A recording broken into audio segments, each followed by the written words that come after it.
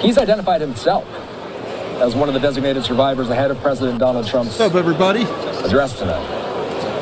Designated survivors do not attend the president's address in person. Instead, they watch it from a secure, undisclosed location.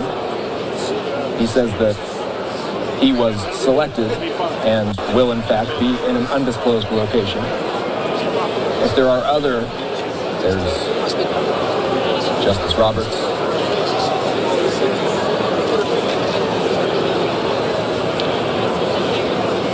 Kavanaugh.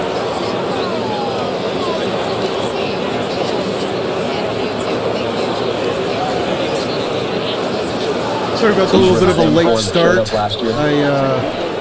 wanted me to update my video card drivers to go live. It was crazy. Like, really? Right now? So for those of you wondering who the designated survivor is, we do know at least one of them is Representative Mike Thompson tonight. I got the White House feed I'm listening in for any so we can move all over cues to that. That will see more high-profile entries. We are waiting for you don't the big watch one, the which will be the Sergeant at Arms, who will introduce the president.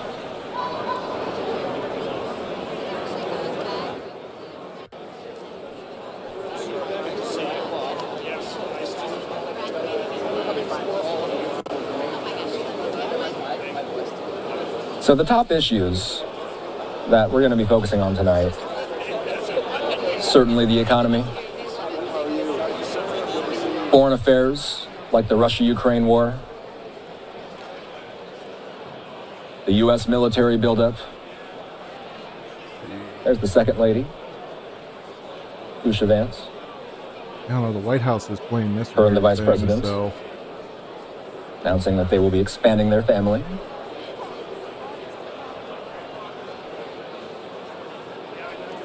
You got to imagine trade and tariffs are going to come up during this speech after the Supreme Court. Again, you're looking at a number of justices there.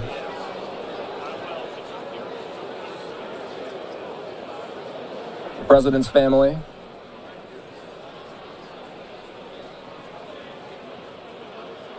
Ivanka and Barron in attendance. We saw that President Trump and Melania. It was reported that they arrived to Capitol Hill moments ago. We have not seen them enter the chamber yet. As we speak, First Lady has arrived.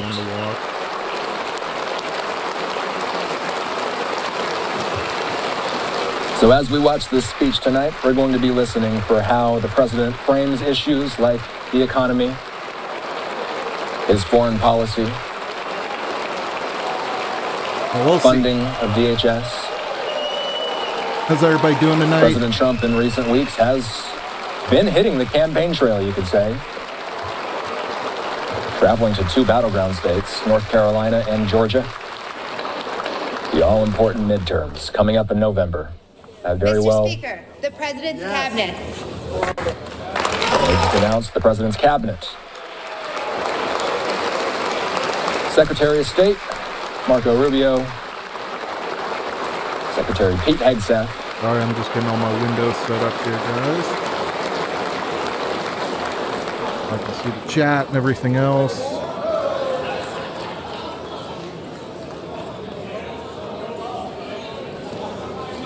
So Rubio, RFK Jr., AG Pam Bondi, Scott Bessent.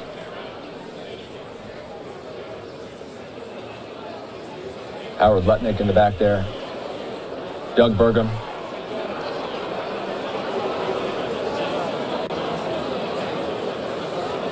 You know, I normally have time to check in with our guests before we bring them on air, but I believe Christian Daytalk is standing by. And Christian, I just want to make sure that you can hear me. Are we connected? Hey, Austin, how's it going? Sorry for the technical difficulties. Hey, it's all right, man. We wanted to bring you in one quick thing here. Daytalk is a White House reporter for the Washington Examiner. Christian, as we watch President Trump's cabinet file in, there's Chief of Staff Susie Wiles entering again, Bessent, Rubio, Hegseth. We are heading into a high-stakes midterm election. And The White House is calibrating tonight's speech to energize the president's base, but they're also trying to appeal to persuadable voters in battleground districts. How is the White House planning to toe that line tonight?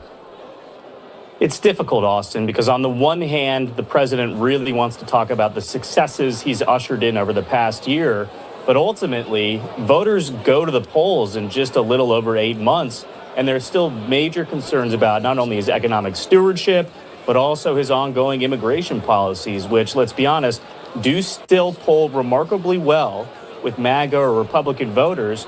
But there have been major concerns raised in the last several weeks and months about whether or not ICE and CBP are simply going too far. You have to also think about all of the foreign policy questions the president has to answer for. Not only the ongoing war in Ukraine, the process for rebuilding Gaza, but how his tariffs, and specifically the Supreme Court's decision to rule against those IEEPA fees, will factor into diplomacy on the global stage. The tariff it's stuff going to be is difficult because, again, Donald Trump wants to take a victory lap. He's notched 1 year back into his 4-year second term. But again, Republican officials are pressing the White House. You need to do more to sell your agenda. And on that note, we expect two specific proposals from President Trump to be unveiled at tonight's speech. The first is a deal that they are signing with these AI giant manufacturers across the country, where they will see electricity rate spikes offset for American households. We know electricity and the cost of energy has been a major concern for voters. The second, he's going to push Congress to pass through the reconciliation process a new set of tax reforms that didn't make it into the one big beautiful bill last summer. That's going to be a steep hill to climb ahead of the November midterms. And John Thune told us, the Senate Majority Leader, that this one might be a hurdle that's too tough for them to pass, given how caustic this election will be. I've spent the last hour or so looking at members of Congress enter this building, Democrats, Republicans alike. A number of Democrats are protesting this speech by not showing up. By the way, DHS I'm sitting in a different chair, by the way. My Secret Lab chair broke for the second time, so waiting for a warranty part. So I'm sitting in a different chair, so if I look all how would you characterize the president's current relationship with congressional leadership in both parties? And what legislative priorities realistically have a path forward this year? I would say that relationship is pretty one-sided. I mean, let's be honest. Donald Trump flexed executive power in a way that we've never really seen from a modern president. And even on some of those big ticket items, the one big beautiful bill, it was Donald Trump ultimately working the phones, helping Mike Johnson corral voters, because this hasn't been a two-way relationship. I mean, let's just look at these negotiations with Democrats regarding DHS funding that's been taking place over the past several days. It's very one-sided. The Democrats put forward their proposals. The White House say these are non-starters. The White House puts forward a proposal. Democrats say this isn't serious. So right now, there's not necessarily a lot of collaboration. As far what is more around with the aligning people, bringing people together, that type of thing, or if he's more divisive about his language and, you know, we're going to keep pushing forward with exactly what we're doing. I don't know. We'll see.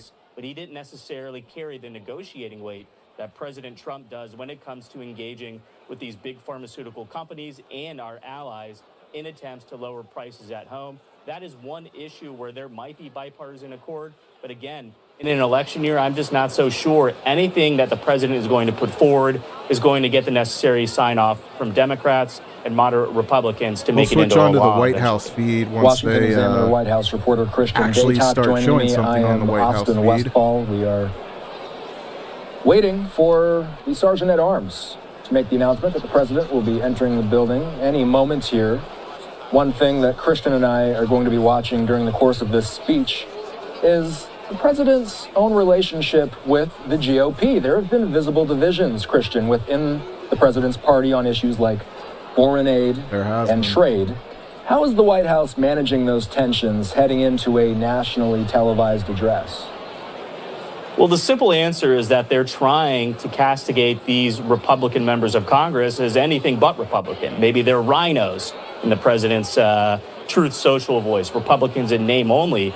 But they're really trying to project unity, especially heading into November, because, again, the way that Donald Trump is legislating doesn't necessarily predicate that typical two-way relationship we've seen exist between the executive and legislative branches. I think the way that the president is putting forward primary opponents against sitting Republican members of Congress in both chambers tells you all you need to know, that this president isn't necessarily centered on is focused on making sure Republicans can maintain their seats.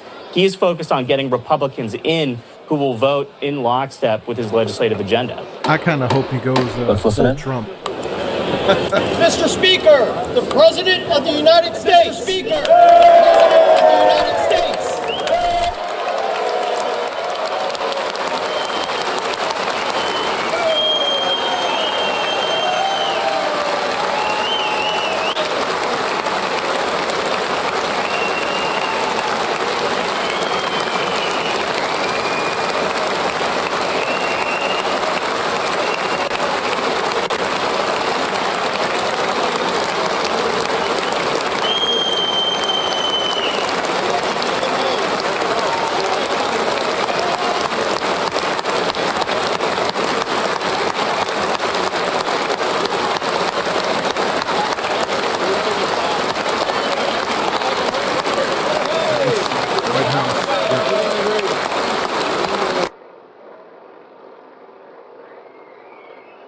Flip over to the White House feed.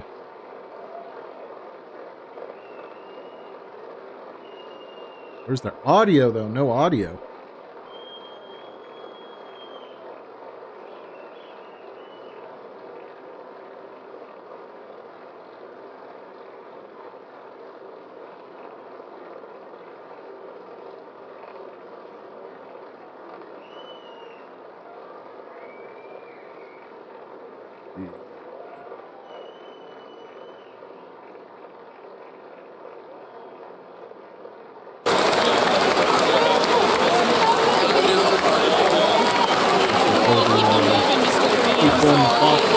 Trying to keep them on time.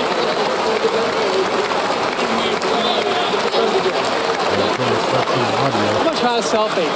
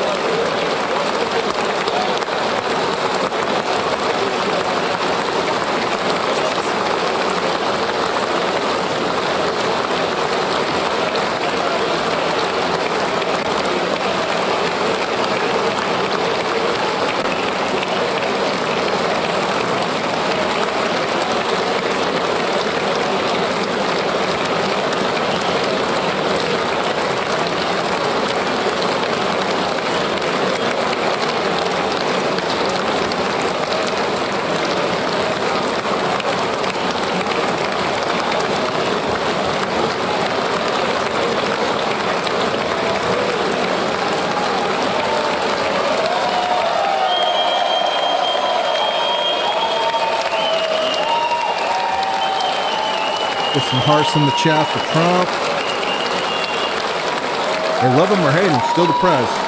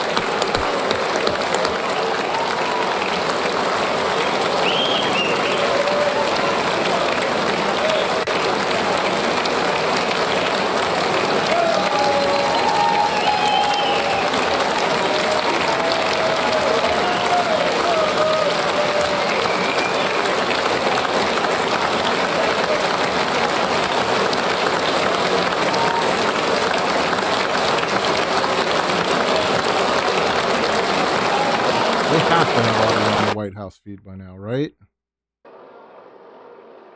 Still nothing.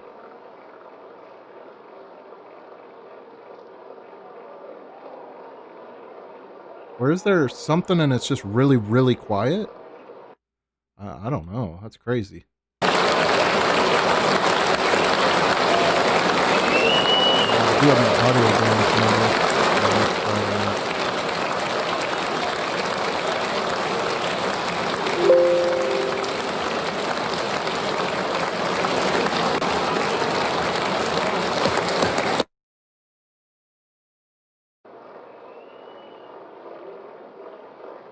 Yeah, I think their ambient mics just suck.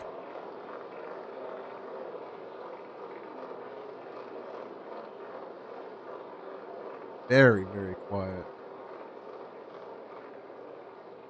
See when he starts speaking. Members of Congress, I have the high privilege and distinct honor of presenting to you the President of the United States.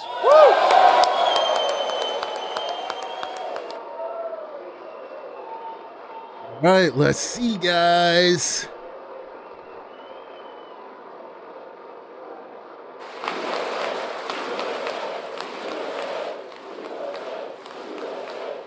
Let's see.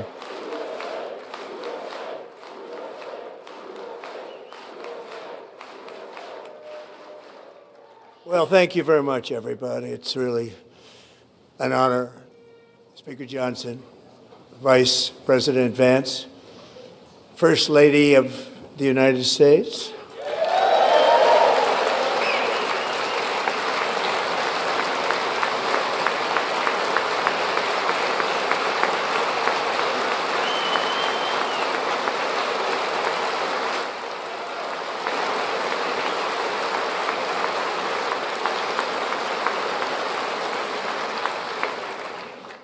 Second Lady of the United States.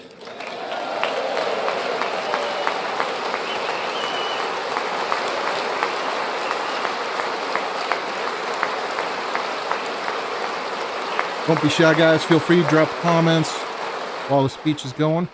Members of Congress and my fellow Americans, our nation is back, bigger, better, richer, and stronger than ever before.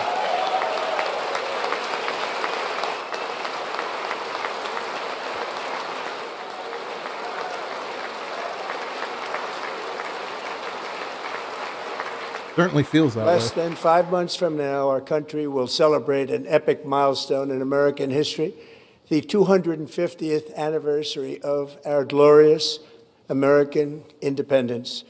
This July 4th, we will mark 2.5 centuries of liberty and triumph, progress and freedom in the most incredible and exceptional nation ever to exist on the face of the earth. And you've seen nothing yet. We're going to do better and better and better. This is the golden age of America. Amen.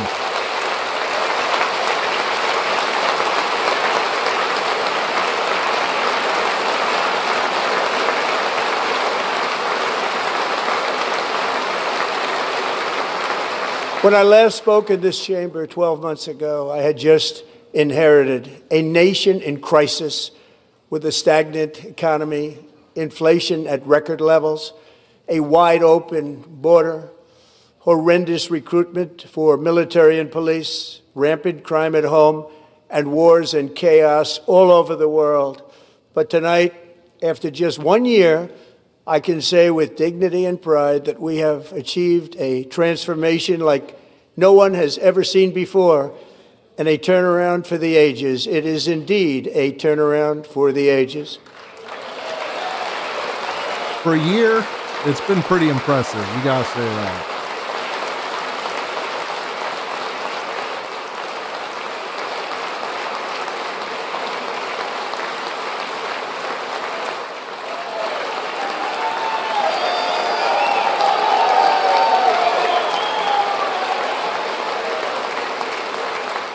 And we will never go back to where we were just a very short time ago. We're not going back. Today, our border is secure.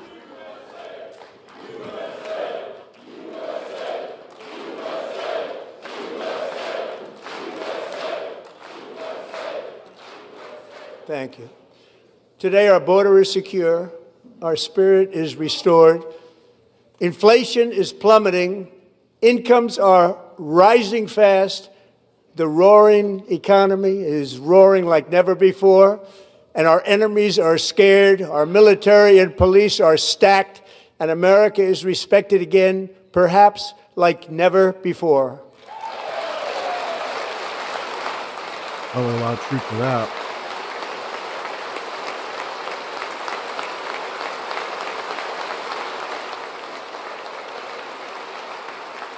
At least not since After post-World 4 War years II.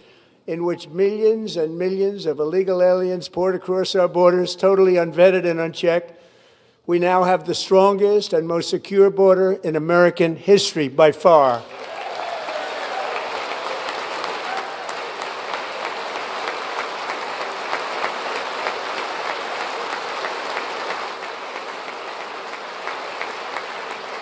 In the past 9 months, 0 illegal aliens have been admitted to the United States. That's pretty incredible if you think about it. From what we came from.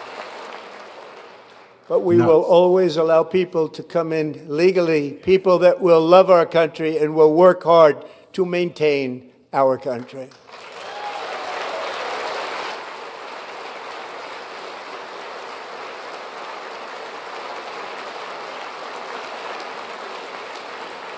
The flow of deadly fentanyl across our border is down by a record 56% in 1 year. That is a real noticeable difference, too. I've talked to my local police officers, and they say it's like night and day. And last year, the murder rate saw its single largest decline in recorded history. This is the biggest decline, think of it, in recorded history, the lowest number in over 125 years, year 1900. In fact, substantially before my wonderful father, I had a wonderful father, Fred, before he was born, substantially before he was born. That's a long time ago. He wouldn't like me to say that, but that's a long time ago. The Biden administration and its allies in Congress gave us the worst inflation in the history of our country. But in 12 months, my administration has driven core inflation down to the lowest level in more than 5 years. And in the last 3 months of 2025, it was down to 1.7%.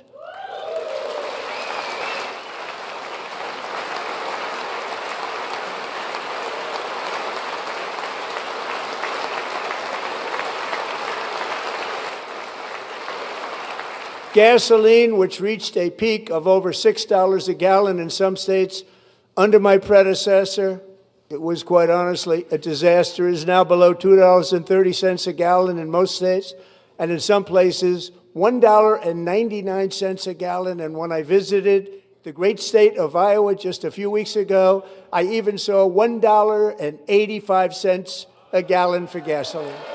I wish we had that here in Oregon, but Oregon, Washington, some of the highest, along with Cali. What can you do? Mortgage rates are the lowest in 4 years and falling fast, and the annual cost of a typical new mortgage is down almost $5,000 just since I took office. 1 year. And low interest rates will solve the Biden-created housing problem well, at the same time protecting the values of those people who already own a house that really feel rich for the first time in their lives. We want to protect those values. We want to keep those values up. We're going to do both. And we are going to keep it that way. The stock market has set 53 all-time record highs since the election. Think of that. 1 year. Wow. Boosting pensions, 401ks, and retirement accounts for the millions and millions of Americans. They're all gaining. Everybody's up, way up. In 4 long years, the last administration got less than $1 trillion in new investment in the United States. And when I say less, substantially less. In 12 months, I secured commitments for more than $18 trillion pouring in from all over the globe.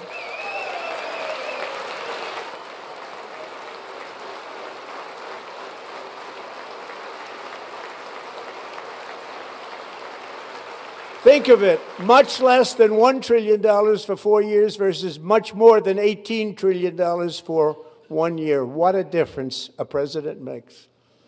Yeah, ain't that the truth, man? A short time ago, we were a dead country. Now we are the hottest country anywhere in the world, the hottest.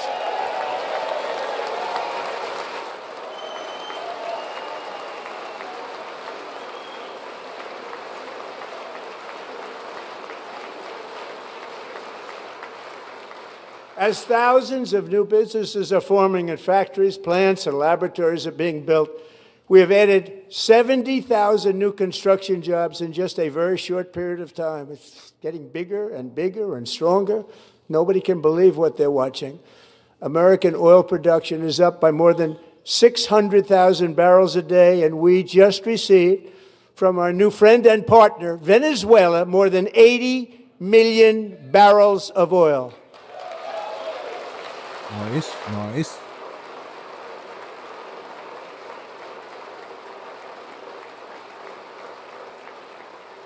American natural gas production is at an all-time high because I kept my promise to drill, baby, drill. Audio and everything sounding good, guys? Does it need to come up at all?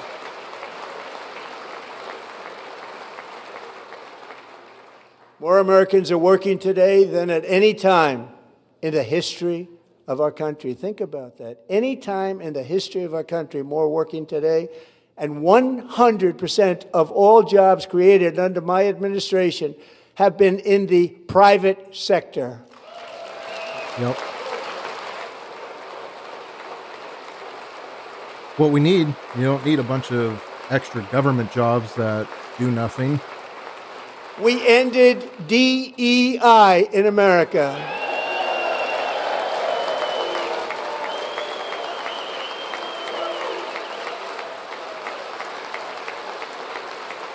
Crazy how quick all the companies We cut a flipped on record DEI, number of job-killing regulations, and in 1 year we have lifted 2.4 million Americans, a record, off of food stamps.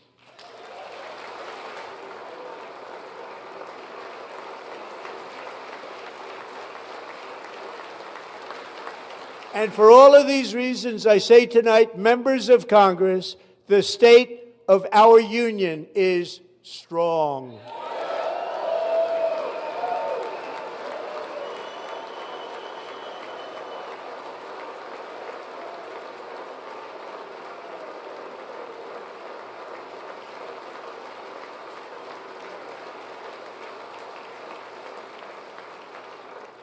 Our country is winning again. In fact, we're winning so much that we really don't know what to do about it. People are asking me, please, please, please, Mr. President, we're winning too much. We can't take it anymore. We're not used to winning in our country. Until you came along, we're just always losing, but now we're winning too much. And I say, no, no, no, you're going to win again. You're going to win big. You're going to win bigger than ever. And to prove that point, here with us tonight is a group of winners who just made the entire nation proud. The men's gold medal Olympic hockey team. Come on in.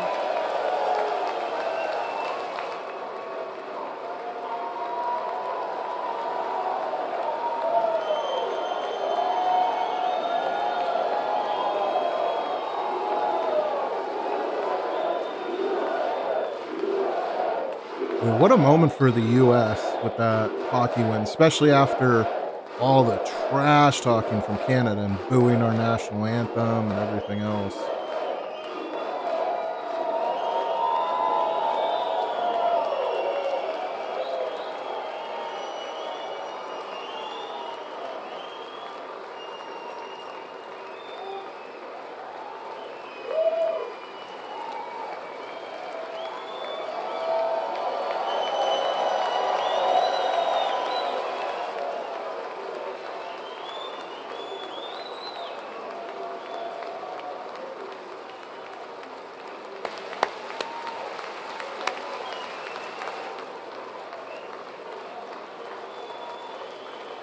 Go ahead.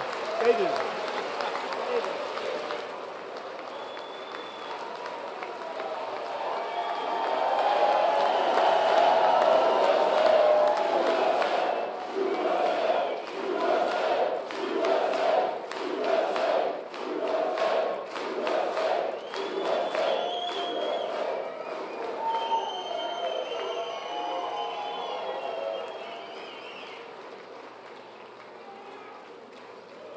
That's the first time I've ever seen them get up.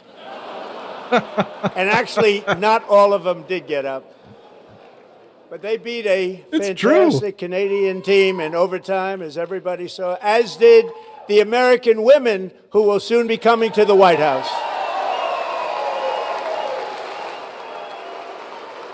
He could be like, we cured cancer this year, and none of the Democrats would stand up. At least some of them stood up for the Olympians.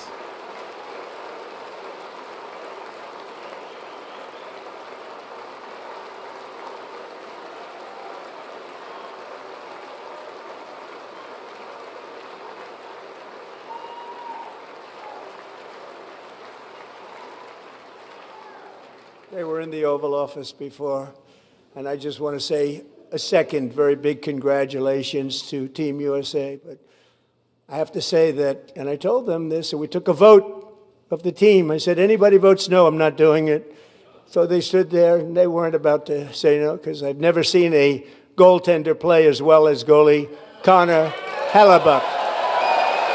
Killed it.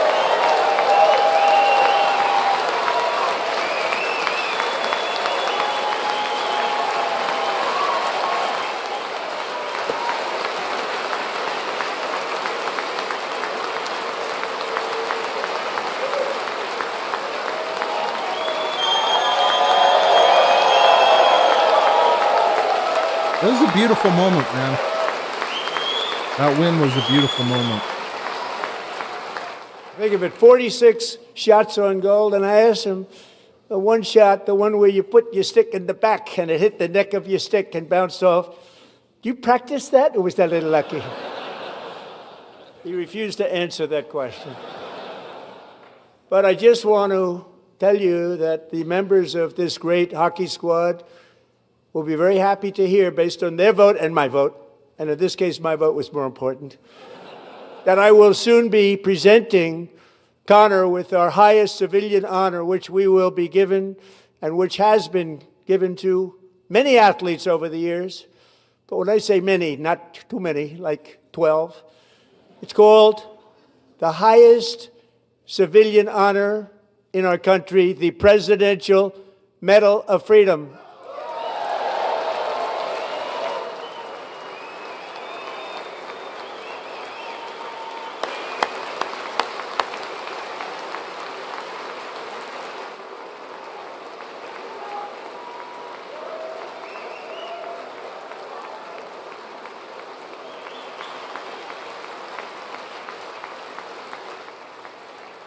Great athletes have gotten that, very great, the best, and I thought he deserved it. And I did take a vote, every single one of them. I said, I'm not giving it if anybody goes no, and every single one of them rapidly put up their hand.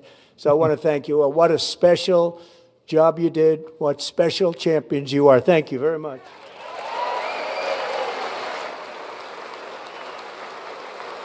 It was such a crazy moment, man.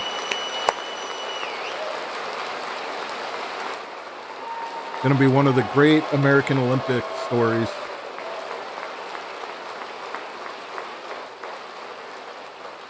I'm also pleased to say that the next time the Olympic torch is lit, it will be here in America for the 2028 Olympics, and it's the summer version right in Los Angeles. We're going to do a good job in Los Angeles.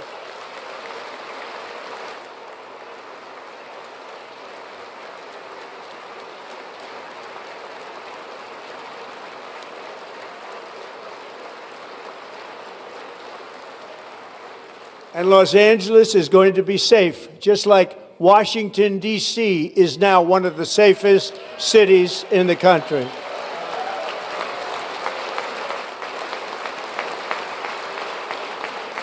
And this year, and I must say I got them both. I got him in my first term, and I was disappointed because I didn't think I'd be the president when this happened.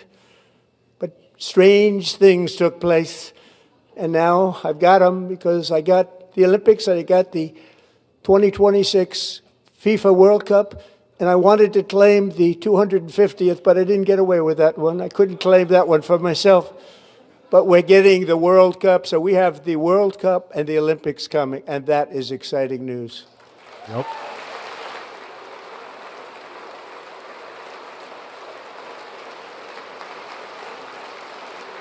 So this will be a year to celebrate our country and the heroes who have kept it free.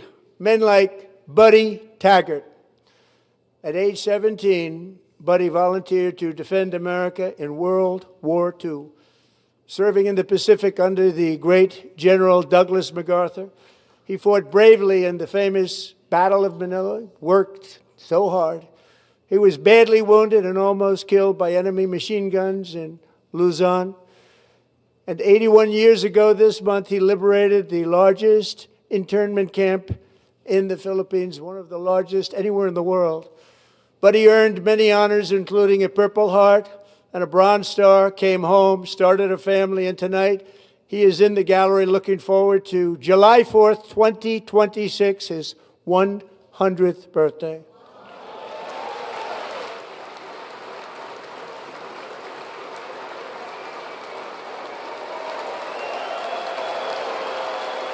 Crazy to be living to 100, man. That's him? He's 100? I thought it was the guy sitting down. He looks great. Oh my God, I hope I look like that at 100. Are you kidding me? Huh. So, Buddy, you're a brave man, and we salute you. Even in times of challenge, setback, and immense heartache, the spirit of 1776 has always shone through very brightly. It was July 4th of last year when floodwaters tore through a girls' summer camp in Central Texas, one of the worst things I've ever seen. I was there, rising 26 feet in the matter of minutes, tragically claiming many, many lives. You all remember that one. As the waters threatened to sweep her away, 11-year-old Millie Kate McClelland closed her eyes and prayed to God. She thought she was going to die. Those prayers were answered when Coast Guard rescue swimmer Scott Ruskin descended from a helicopter above. Nobody knew where he came from. It was Scott's first ever rescue mission, a young guy, but very brave, very, very top, always top in his class, and he lifted not just Millie Kate, but 164 others to safety. Miracle, man. Miracle.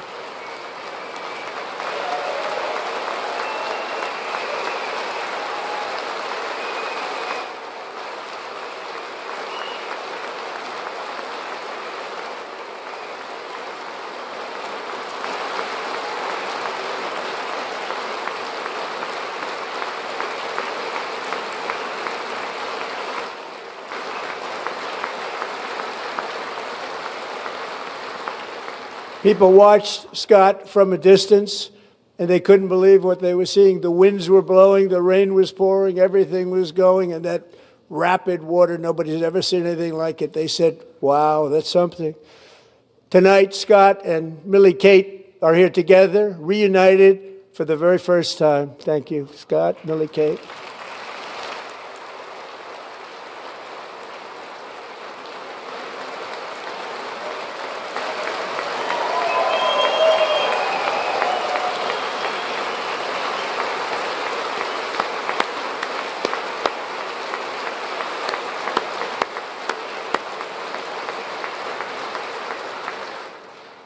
And Petty Officer Ruskin, I'm pleased to inform you that I am now awarding you the Legion of Merit for extraordinary heroism, which is what it was, extraordinary heroism. Thank you.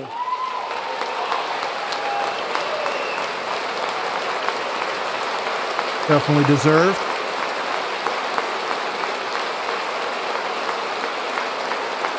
And I'd like to have the military aide to please come down and take care of the service. Military aide, thank you very much. Take care of that very important service. Thank you very much. From 1776 to today, every generation of Americans has stepped forward to defend life, liberty, and the pursuit of happiness. And they're really doing it for the next generation.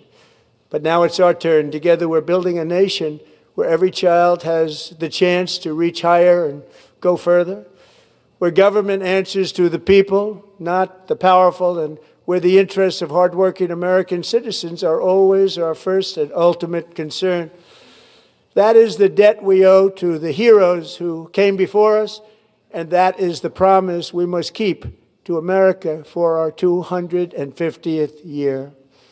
Last year, I urged this Congress to begin the mission by passing the largest tax cuts in American history, and our Republican majorities delivered so beautifully. Thank you, Republicans.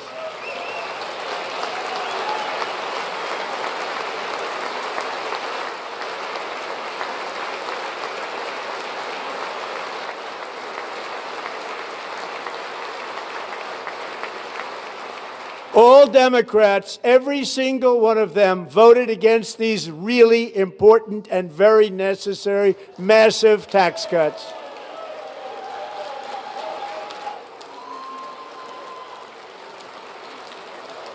They wanted large-scale tax increases to hurt the people instead. But we held strong, and with the great, big, beautiful bill, we gave you no tax on tips, no tax on overtime, and no tax on Social Security for our great seniors.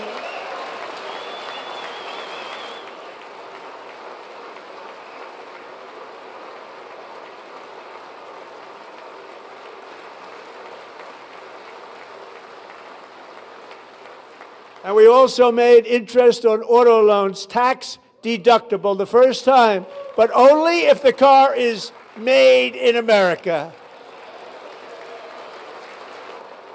I love that. Great idea, honestly. Recently in Pennsylvania, I met Megan Hemhauser, a devoted mom who's homeschools her children, beautiful, 2 children, during the day while waiting tables at night as her husband works overtime operating very heavy equipment. Megan is here this evening, and she's happy to tell you that she is so much richer because with no tax on tips, no tax on overtime, and our expanded child tax credit done again by Republicans, Megan and her husband will take home more than $5,000 extra just for the year, cutting her tax bill in more than half.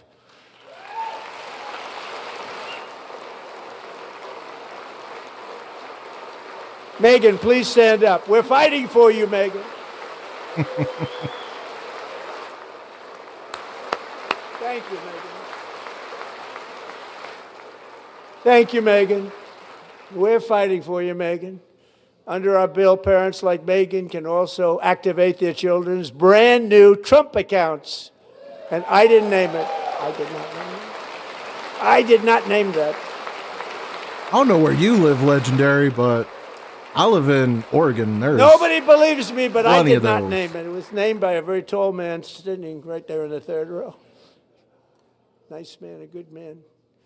Tax-free investment accounts for every American child. This is something that's so special and has taken off and gone through the roof. Millions will be pre-funded courtesy of the U.S. Treasury and private individuals like Michael and Susan Dell, who have donated $6.25 billion to fund the Trump accounts for 25 million American children. They're great people.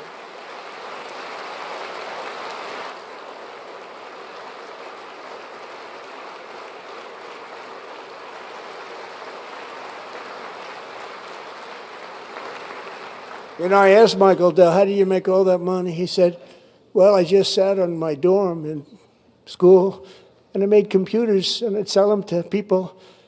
And I just kept selling and selling and selling, and pretty amazing story. That's called the American dream. He sold a lot of computers, a lot of those laptops, so I congratulate him on that, but I really thank him and Susan, as well as others like Brad Gerstner, a very tremendous guy. He was behind it right from the beginning. Brad Gerstner, thank you, Brad. It is pretty cool they got that privately funded with a bunch of money. So with modest additional contributions, these young people's accounts could grow to over $100,000 or more by the time they turn 18. Think of it. How much money is that for somebody that started with nothing? Over 100,000, could be much more than that. To make this investment in our children's future, go to trumpaccounts.gov, trumpaccounts.gov. And a lot of people are doing it. It's setting every record in the book. It's popular. I do wish they expanded it out a little bit. What it was going to take. I'm so proud of them. I'm so proud of the people that got it started. And now it's just taken off. One of the primary reasons for our country's stunning economic turnaround, the biggest in history, where the Dow Jones broke 50,000 4 years ahead of schedule, and the S&P hit 7,000, where it wasn't supposed to do it for many years, were tariffs. I used these tariffs, took in hundreds of billions of dollars to make great deals for our country, both economically and on a national security basis. Everything was working well. Countries that were ripping us off for decades are now paying us hundreds of billions of dollars.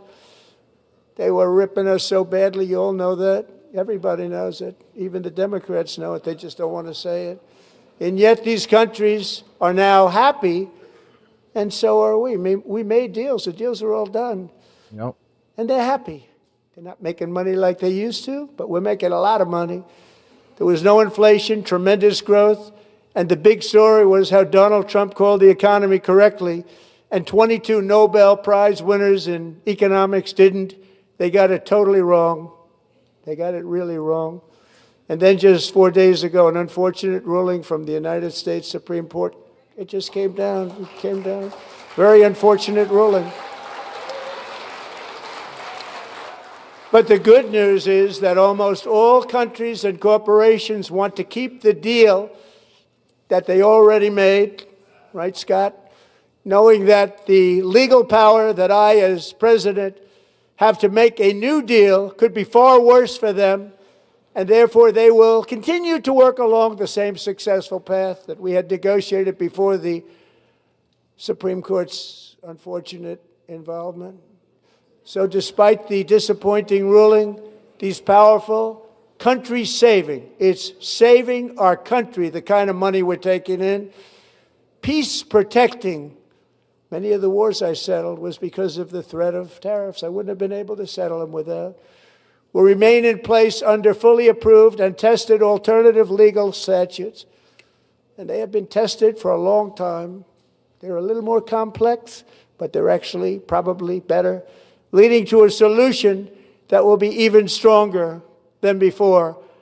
Congressional action will not be necessary. It's already time-tested and approved.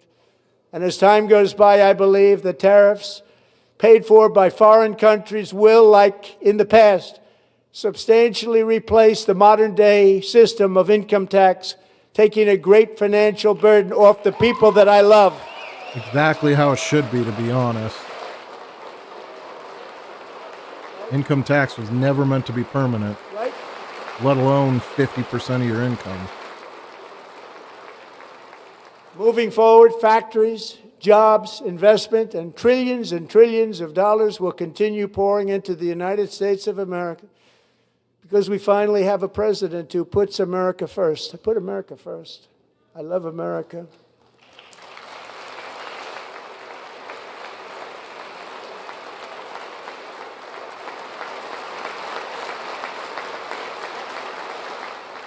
For decades before I came along, we had the exact opposite.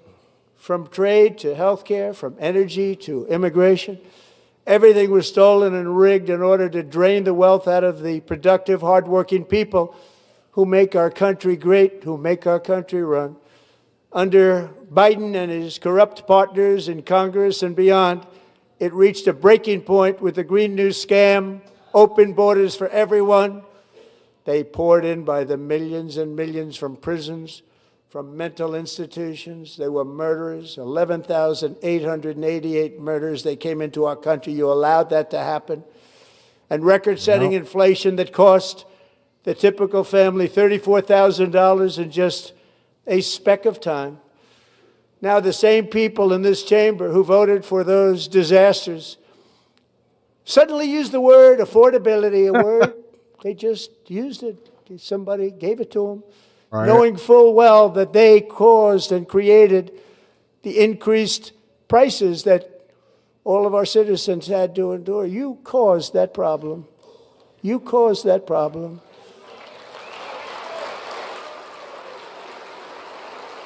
The amount of cognitive dissonance to not believe that, I don't understand.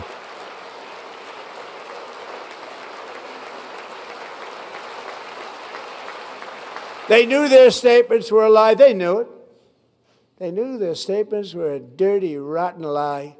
Their policies created the high prices. Our policies are rapidly ending them. We are doing really well. Those prices are plummeting downward.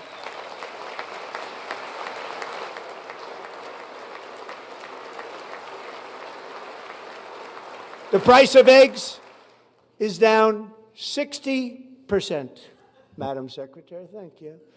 The cost of chicken, butter, fruit, hotels, automobiles, rent is lower today than when I took office by a lot.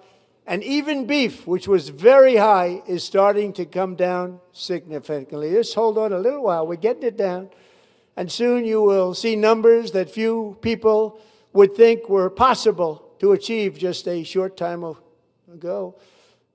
Nobody can believe when they see the kind of numbers, and especially energy, when they see energy going down to numbers like that, they cannot believe it. It's like another big tax cut. I'm also confronting one of the biggest ripoffs of our times, the crushing costs of health care caused by you. Since the passage of the Unaffordable Care Act, sometimes referred to as Obamacare, big insurance companies have gotten rich. It was meant for the insurance companies, not for the people.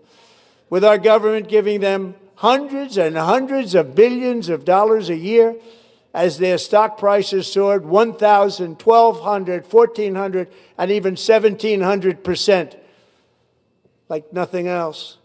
That's why I introduced the great health care plan. I want to stop all payments to big insurance companies and instead give that money directly to the people so they can buy their own health care, which will be better health care at a much lower cost.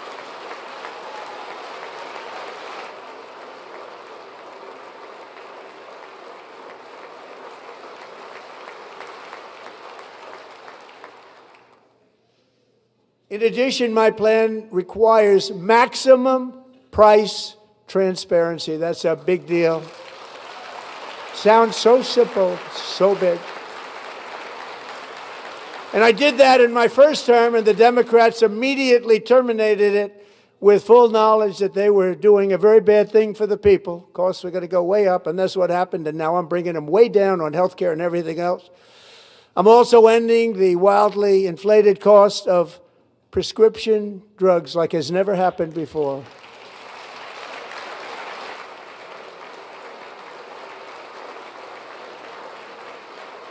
They really need better ambient mics on the White House. Other presidents tried to do it, but they never could. They tried. Most didn't try, actually. But they tried. They said they tried. They couldn't do it. They didn't even come close. They were all talk and no action, but I got it done. Under my just enacted most favored nation agreements, Americans who have for decades paid by far the highest prices of any nation anywhere in the world for prescription drugs will now pay the lowest price anywhere in the world for drugs. Anywhere. The lowest price. Do it. I've already seen some prescription drug prices coming down. So in my first year of the second term, should be my third term, But strange things happen. I took prescription drugs, a very big part of healthcare, from the highest price in the entire world to the lowest. That's a big achievement. The result is price differences of 300, 400, 500, 600% and more, all available right now at a new website called TrumpRx.gov. And I didn't name that one either, by the way.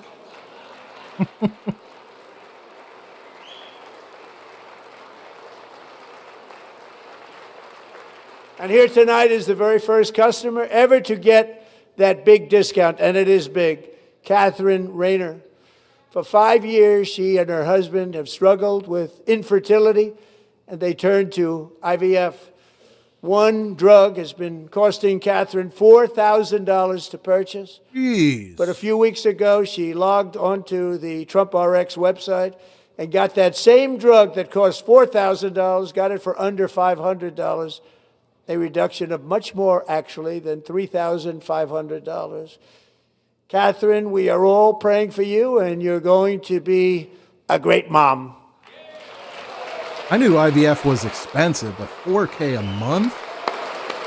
Ouch.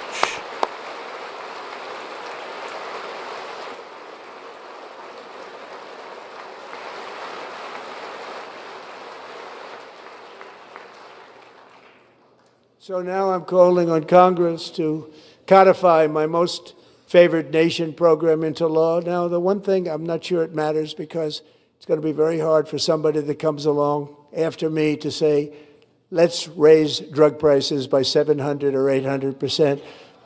But John and Mike, if you don't mind, codify it anyway. They may do it. Codify it anyway. Thank you. Many Americans are also concerned that energy demand from AI data centers could unfairly drive up their electric utility bills. Tonight, I'm pleased to announce that I have negotiated the new Ratepayer Protection Pledge. You know what that is? We're telling the major tech companies that they have the obligation to provide for their own power needs. They can build their own power plants as part of their factory so that no one's prices will go up.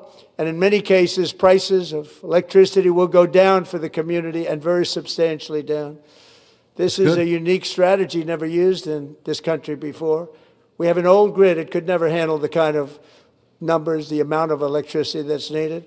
So I'm telling them they can build their own plant. They're going to produce their own electricity. It will ensure the company's ability to get electricity while at the same time lowering prices of electricity for you, and could be very substantial for all of you cities and towns. You're going to see some good things happen over the next number of years. Another pillar of the American dream that has been under attack is home ownership. With us tonight is Rachel Wiggins, a mom of two from Houston. She placed bids on 20 homes and lost all of those bids to gigantic investment firms that bypassed inspection, paid all cash, and turned those houses into rentals, stealing away her American dream. She was devastated. Stories like this are why last month I signed executive order to ban large Wall Street investment firms from buying up in the thousands single-family homes. Amen to that.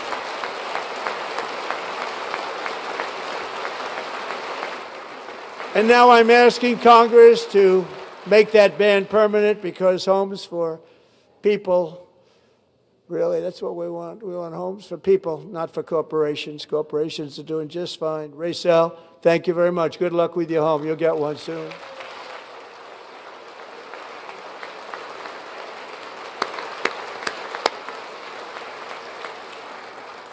We're also working to make it easier for Americans to save for retirement.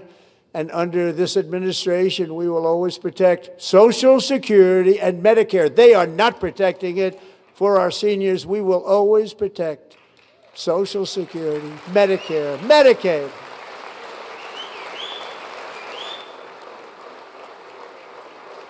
Since I took office, the typical 401k balance is up by at least $30,000.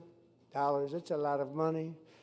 We have millions and millions of people, because the stock market has done so well, setting all those records. Your 401ks are way up. Yet half of all of working Americans still do not have access to a retirement plan with matching contributions from an employer. To remedy this gross disparity, I'm announcing that next year my administration will give these often forgotten American workers, great people, the people that built our country, access to the same type of retirement plan offered to every federal worker. We will match your contribution with up to $1,000 each year. As we ensure that all Americans can profit from a rising stock market, let's also ensure that members of Congress cannot corruptly profit from using insider information.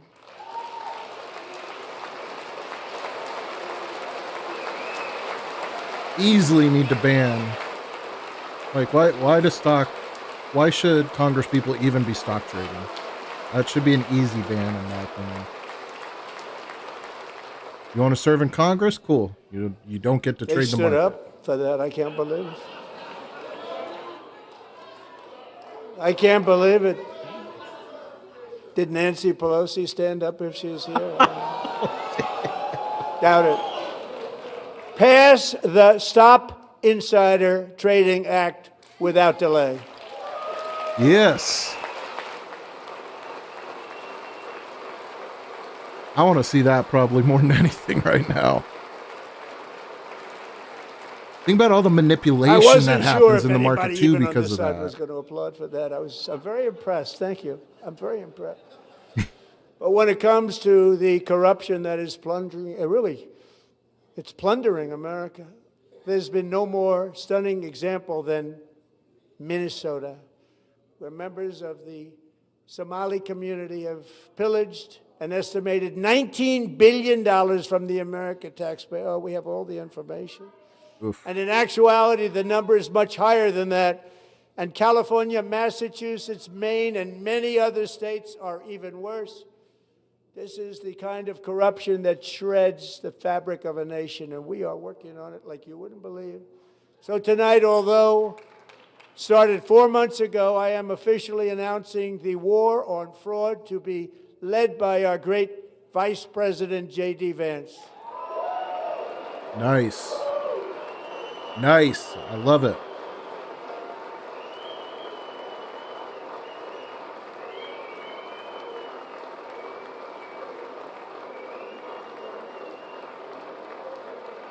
Special Advisor Nick Shirley. He'll get it done. We're able to find enough of that fraud. We will actually have a balanced budget overnight. It'll go very quickly. That's the kind of money you're talking about. We'll balance our budget. The Somali pirates who ransacked Minnesota remind us that there are large parts of the world where corruption and lawlessness Come on, guys. are the norm, not the exception. Importing these cultures through unrestricted immigration and open borders. They're messing with his mic. Problems right here to the USA. And it is the American people who pay the price in higher medical bills, car insurance rates, rent, taxes, and perhaps most importantly, crime. We will take care of this problem. We're going to take care of this problem. We are not playing games. Delilah. I haven't changed any of the audio, so all that up and down you're hearing and him being almost silent, that's all on White House's end. It's ridiculous. Delilah Coleman was always happens to happen with him. June 2024 when a 18-wheel tractor trailer plowed into her stopped car traveling at 60 miles an hour or more. The driver was an illegal alien let in by Joe Biden and given a commercial driver's license by open borders politicians in California. Doctors said Delilah would never be able to walk or talk, have a good life. She wouldn't even be able to eat again. But against all odds, she is now in the first grade learning to walk. And she's here this evening with her dad, Marcus, a fantastic man. Delilah, please, you are a great inspiration. Please stand up.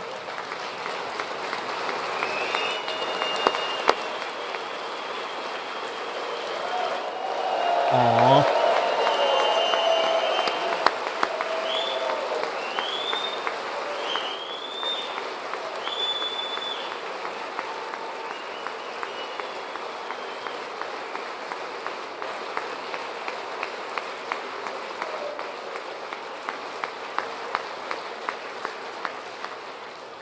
Thank you, Delilah. Many, if not most, illegal aliens do not speak English and cannot read even the most basic road signs as to direction, speed, danger, or location. That's why tonight I'm calling on Congress to pass what we will call the Delilah Law, barring any state from granting commercial driver's licenses to illegal aliens. Amen. Dude, Trump is hitting so far on this, for me at least. I'm sure some of y'all ain't happy, but he's hitting hard. And yesterday, as you probably saw at the White House, I hosted a ceremony with Americans who lost their treasured loved ones to the scourge of illegal immigration. People came into our country, how we allowed this to happen with our open borders. These are the angel moms and families that for decades our government betrayed and our media totally ignored. It was terrible. Hard to believe, actually. In 2023, a 16-year-old high school cheerleader named Elizabeth Medina was supposed to perform in her town's Christmas parade, but she never arrived. Her mother, Jacqueline, went home to look for her, and she found her lying dead in a bathtub, bleeding profusely after being stabbed 25 times. Elizabeth's killer was a previously arrested illegal alien who had broken in and brutally extinguished the brightest light in her family's life, violently and viciously.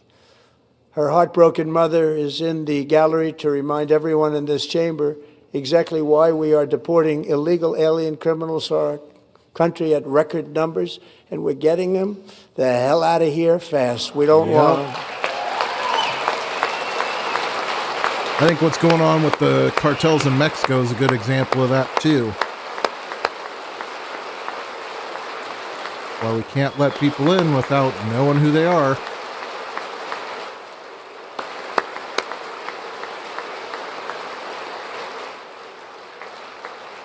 Thank you very much, Jacqueline. Thank you. We can never forget that many in this room not only allowed the border invasion to happen before I got involved, but indeed they would do it all over again if they ever had the chance. If they ever got elected, they would open up those borders to some of the worst criminals anywhere in the world. The only thing standing between Americans and a wide open border right now is President Donald J. Trump and our great Republican patriots in Congress. Thank you. Thank you. Even if you hate Trump, you got to admit that's true.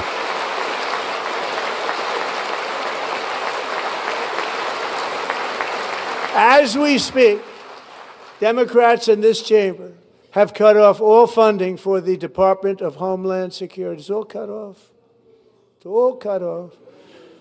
They have instituted another Democrat shutdown, the first one costing us 2 points on GDP. 2 points we lost on GDP, which probably made them quite happy, actually. Now they have closed the agency responsible for protecting Americans from terrorists and murderers. Tonight I'm demanding the full and immediate restoration of all funding for the border security, homeland security of the United States, and also for helping people clean up their snow. We have no money because of the Democrats, and it would be nice. We'd love to give you a hand at cleaning it up, but you gave no money. Nobody's getting paid. It's a shame. So you have to think about it. We have, in case you didn't know, a pretty large snowstorm out there. One of the great things about the State of the Union is how it gives Americans the chance to see clearly what their representatives really believe. So tonight I'm inviting every legislator to join with my administration in reaffirming a fundamental principle. If you agree with this statement, then stand up and show your support. The first duty of the American government is to protect American citizens, not illegal aliens. Absolutely.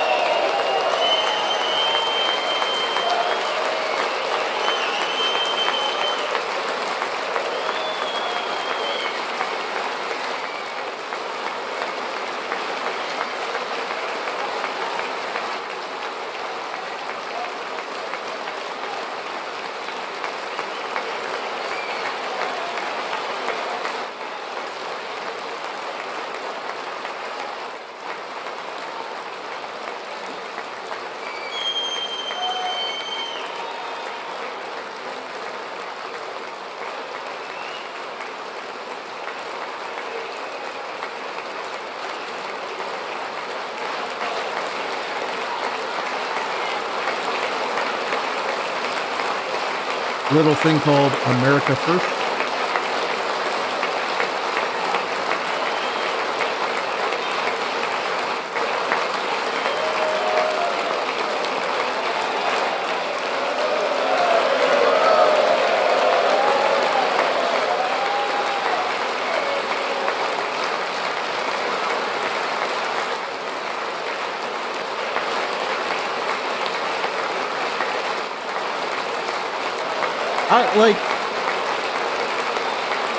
This is what frustrates me watching these things. The message they're clapping for is that we should take care of American citizens before illegal immigrants to the country, and all the Democrats are sitting there not agreeing with that. Like, how can you be in politics and think that? Isn't that a shame? You should be ashamed of yourself not standing up. You should be ashamed of yourself. That is why I'm also asking you to end deadly sanctuary cities that protect the criminals and enact serious penalties for public officials who block the removal of criminal aliens. In many cases, drug lords, murderers all over our country, they're blocking the removal of these people out of our country, and you should be ashamed of yourself. Yep.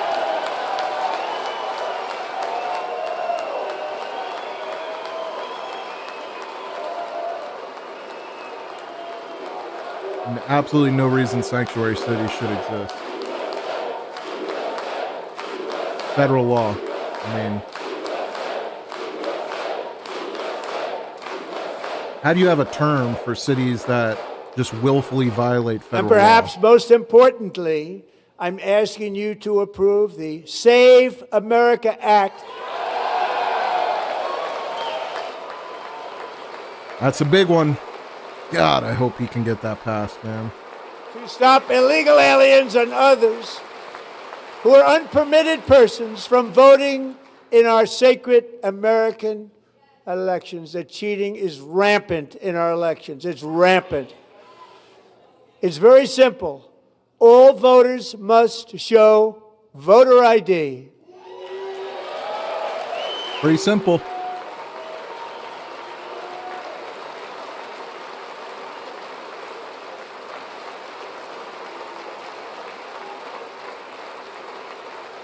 All voters must show proof of citizenship in order to vote.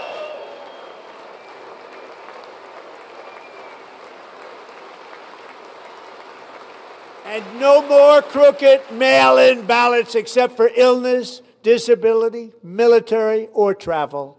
None. And this should be an easy one. And by the way, it's polling at 89%, including Democrats. 89%.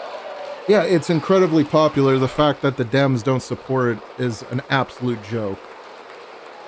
The polls are clear on both sides.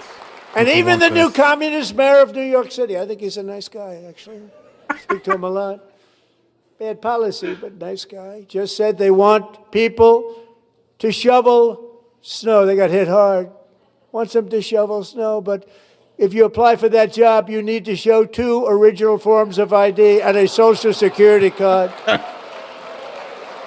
Yet they don't want identification for the greatest privilege of them all, voting in America. No, it's no good. Oh, it's so hilarious. Both He literally Republicans requires and what the SAVE Democrats Act requires to overwhelmingly agree on the policy that we just enunciated. And Congress should unite and enact this common sense, country-saving legislation right now, and it should be before anything else happens.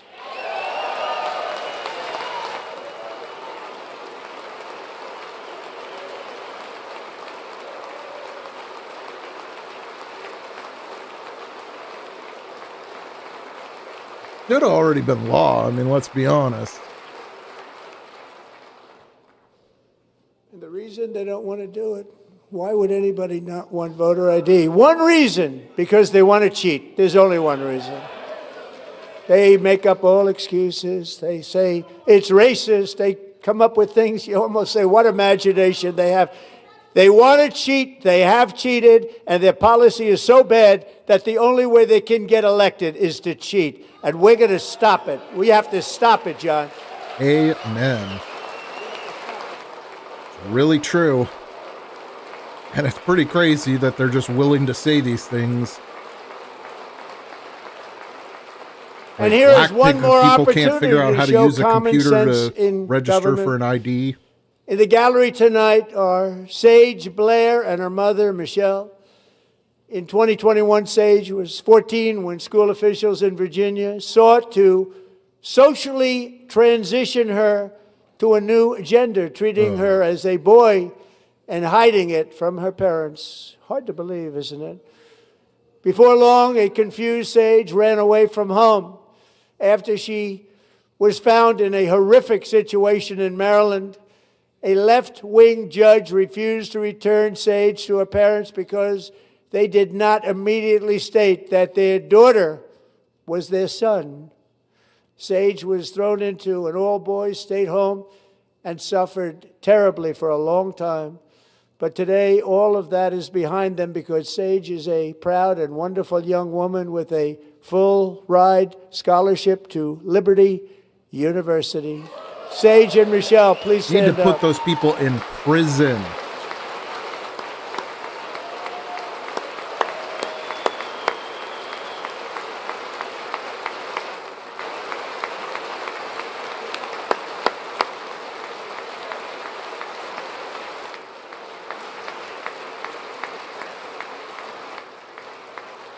And thank you for your great bravery. And who can believe that we're even speaking about things like this? 15 years ago, if somebody was up here and said that, they'd say, what's wrong with him? But now we have to say it because it's going on all over numerous states. Not even telling the parents. But surely we can all agree no state can be allowed to rip children from their parents' arms and transition them to a new gender against the parents' will. Who would believe that we're even talking about this? We must ban it, and we must ban it immediately.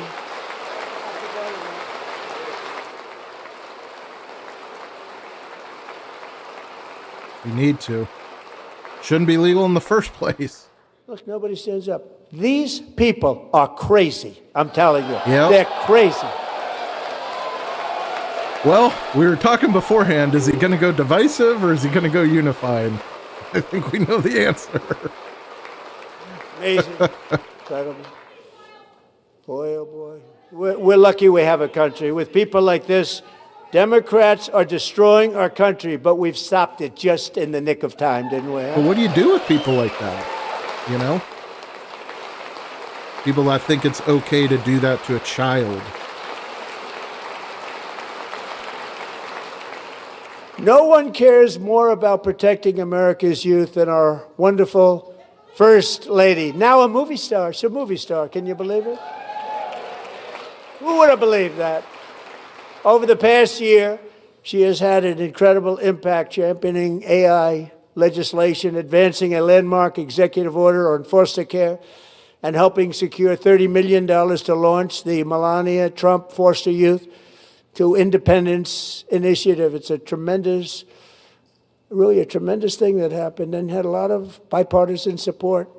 She gets much better bipartisan support than I do. I get none. She gets a lot. Someday you're going to have to tell me how you did that.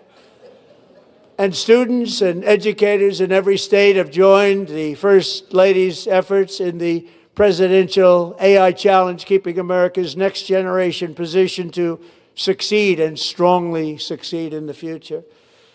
Tonight, we welcome two young people whose lives reflect the First Lady's impact, Sierra Burns and Everest Nevermont. Thank you both, and Melania, thank you. I know how hard you worked on it. Thank you very much.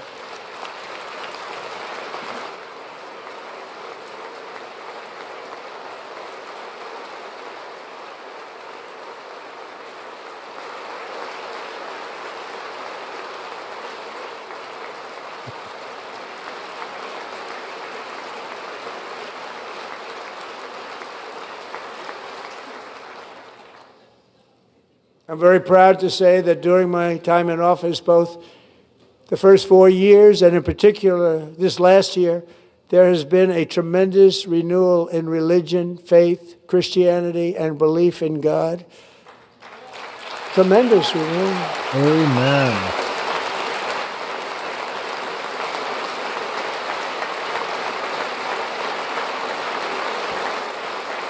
I didn't have that on my bingo card. This is especially true among young people, and a big part of that had to do with my great friend, Charlie Kirk, a great guy, great man.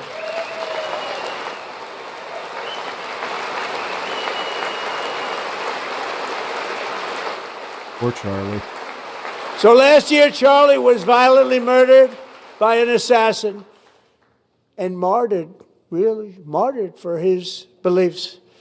His wonderful wife, Erica, is with us tonight. Erica, please stand.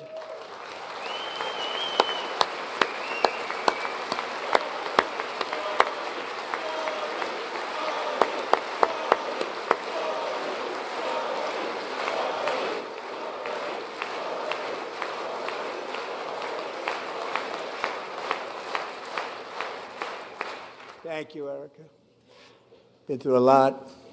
In Charlie's memory, we must all come together to reaffirm that America is one nation under God, and we must totally reject political violence of any kind.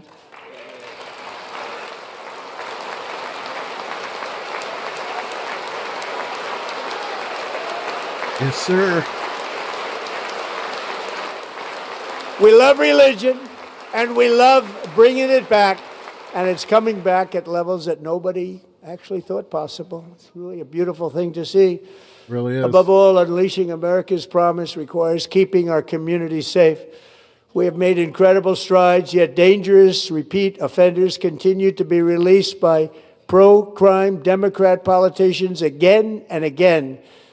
We are honored to be joined tonight by a woman who's been through hell, Anya Zaretska. In 2022, she and her beautiful daughter, so beautiful, what a beautiful young woman.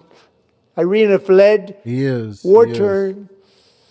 war-torn Ukraine to live with relatives near Charlotte, North Carolina. And by the way, what's going on with Charlotte? Last summer, 23-year-old Irina was riding home on the train when a deranged monster who had been arrested over a dozen times and was released through no cash bail, stood up and viciously slashed a knife through her neck and body. No one will ever forget. There were people on that train. No one will ever forget the expression of terror on Irina's face as she looked up at her attacker in the last seconds of her life. She died instantly. She had escaped a brutal war only to be slain by a hardened criminal, set free to kill in America, came in through open borders. Mrs. Zaretska, tonight I promise you we will ensure justice for your magnificent daughter, Irina.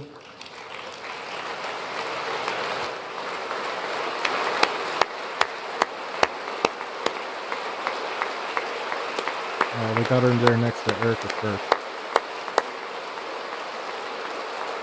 So tragic. Didn't have to happen. How do you not stand? How do you not stand? Oh, they didn't. I'm asking this Congress to pass tough legislation to ensure that violent and dangerous repeat offenders are put behind bars, and importantly, that they stay there.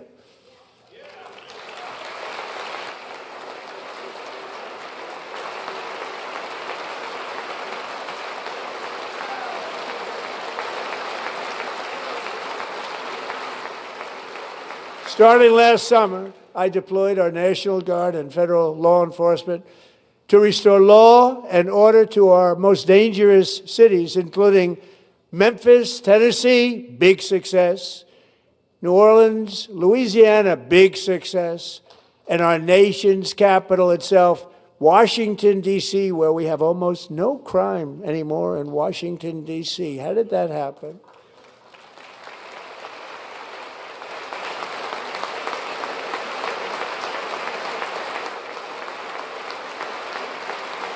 In fact, crime in Washington is now at the lowest level ever recorded, and murders in D.C. this January were down close to 100% from a year ago. Amazing.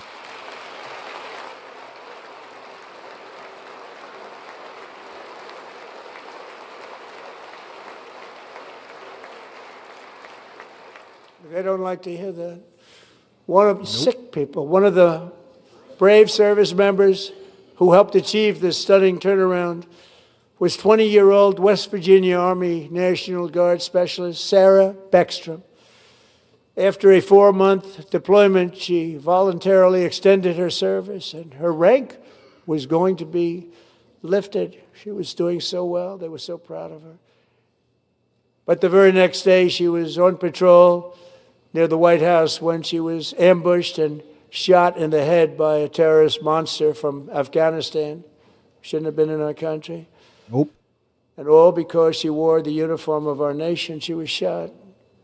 He traveled here because he didn't like people wearing our uniform. He was sick and deranged. Shouldn't have been in our country. Sarah Beckstrom died in order to defend our capital, and we are honored to be joined by her wonderful parents, Gary and Eva Lee.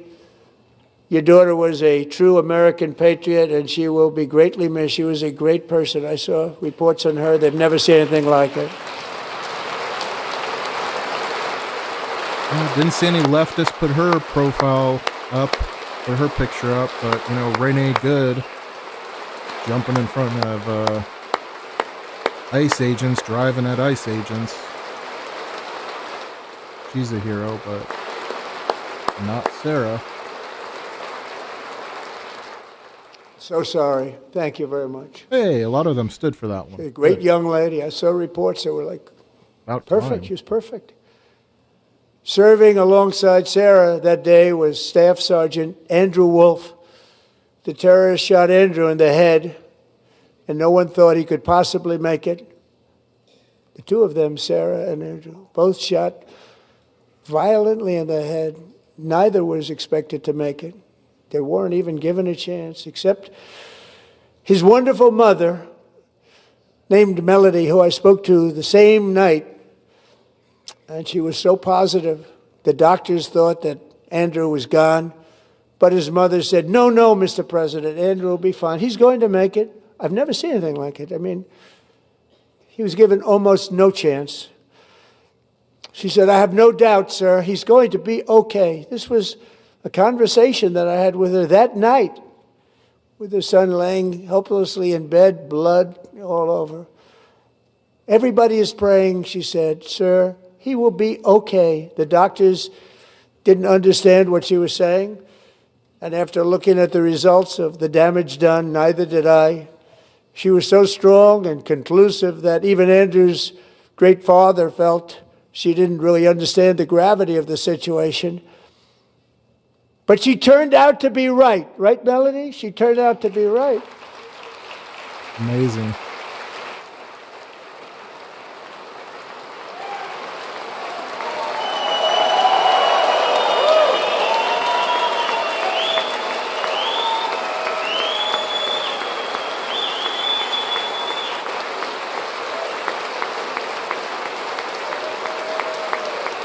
Good for him. If you guys are enjoying the stream, make sure you hit the like.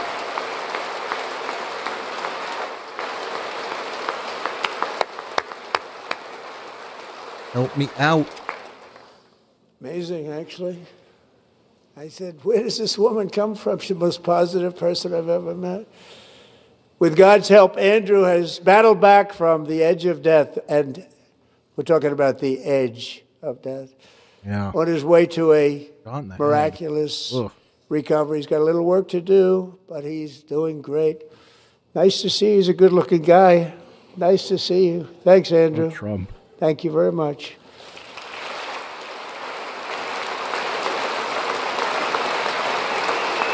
He's looking pretty darn good for getting shot in the head, man.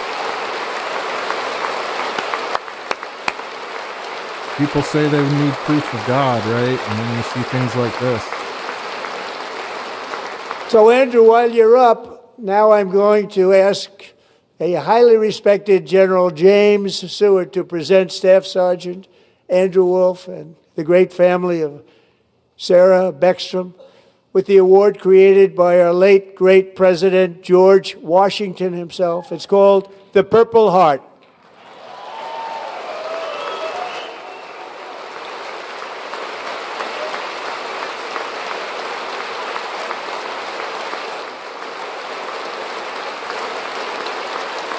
It's got to be a pretty small club of people that got the Purple Heart on U.S. soil, you know, not from a deployment.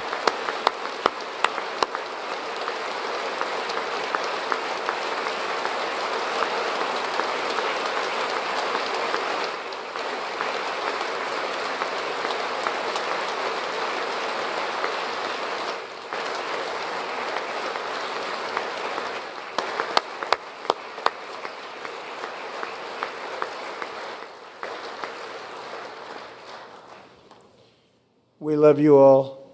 Love you.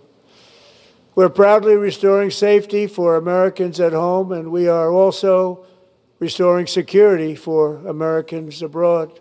Our country has never been stronger. In my first 10 months, I ended 8 wars, including Cambodia. Isn't it funny?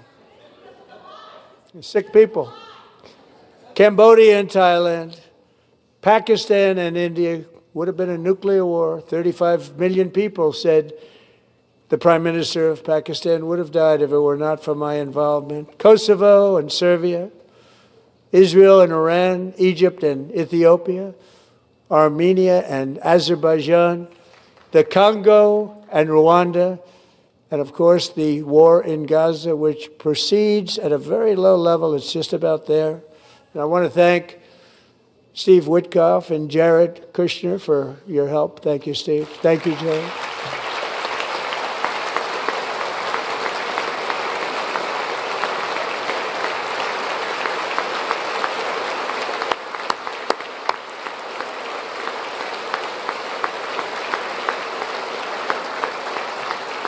And I also want to thank the man they report to, Secretary of State Marco Rubio. Thank you, Marco.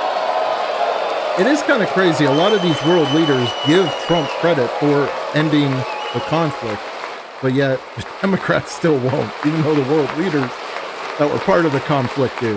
Like,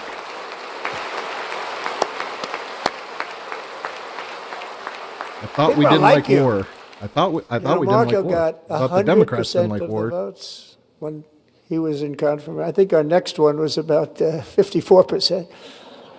And some of the Democrats are now saying, I can't believe we approved that guy. And he said it's an honor that they feel that way, right, Marco? You have done a great job, great Secretary of State. I think he'll go down as the best ever. I think he's going to be the contender in 28. Everybody's calling JD. I think Marco's going to make a run for it. Under the ceasefire I negotiated, every single hostage, both living and dead, has been returned home. Can you believe that?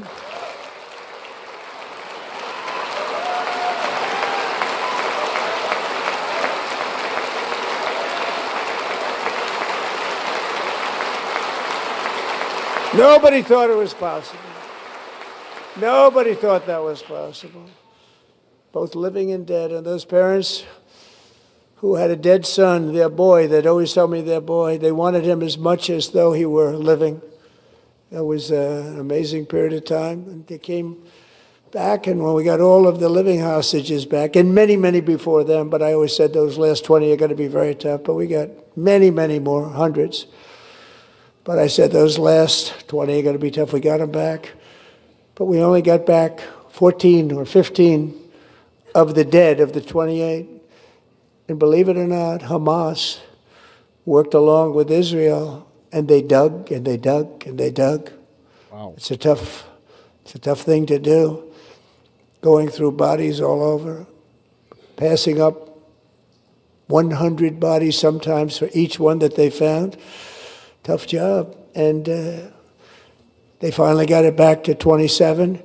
And then Steve and Jared, they got it back to 28. They found all 28. Nobody thought that was possible, but we did it. And I remember the family of the 28th. They were so grieved, but they were so happy as it's possible to be. They had their boy back. The mother said, "Sir, we have our boy back." What a period of time that was, but we got them all back. So thank you both very much. Great job.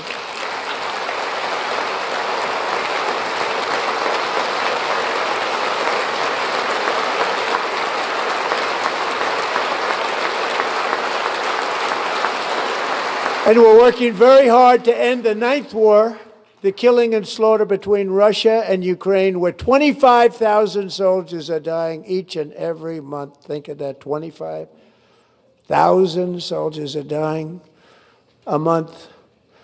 A war which would have never happened if I were president, would have never happened. As president, I will make peace wherever I can, but I will never hesitate to confront threats to America wherever we must.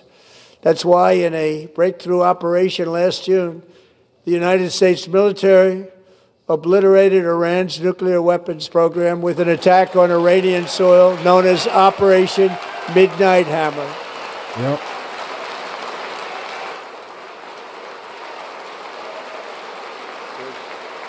Good.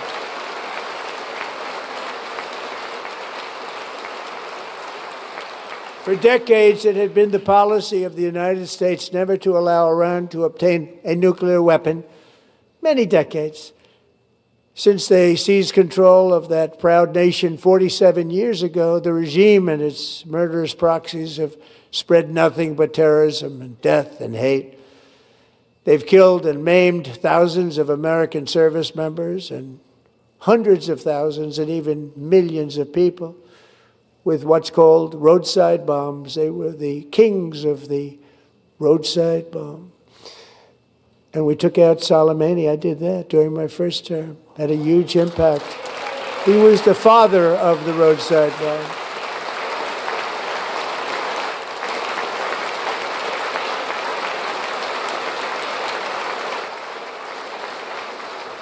And just over the last couple of months with the protests, they've killed at least, it looks like, 32,000 protesters. 32,000 protesters in their own country.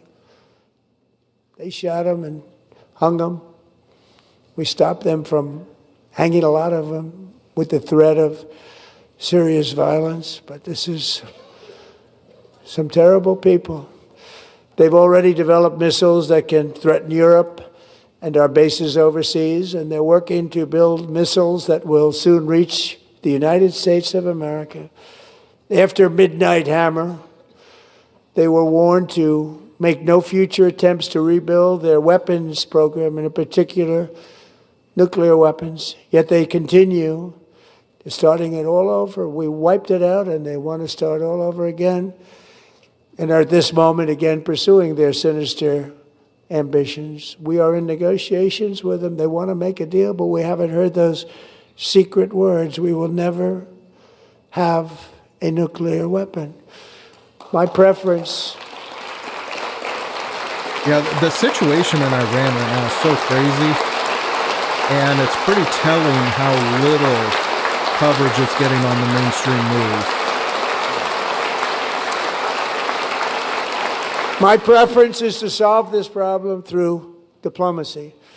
But one thing is certain, I will never allow the world's #1 sponsor of terror, which they are by far, to have a nuclear weapon. Can't let that happen. Nope.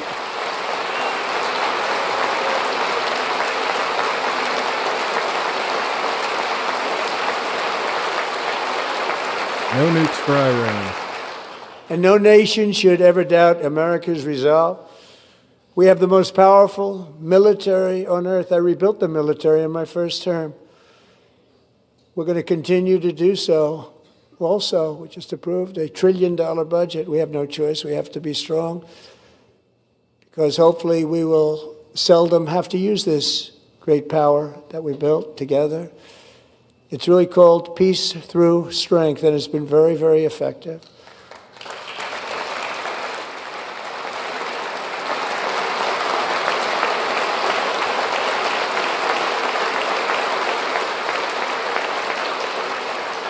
So thanks to Republican in Congress. We're investing that record number of dollars, have no choice, in the United States Armed Forces.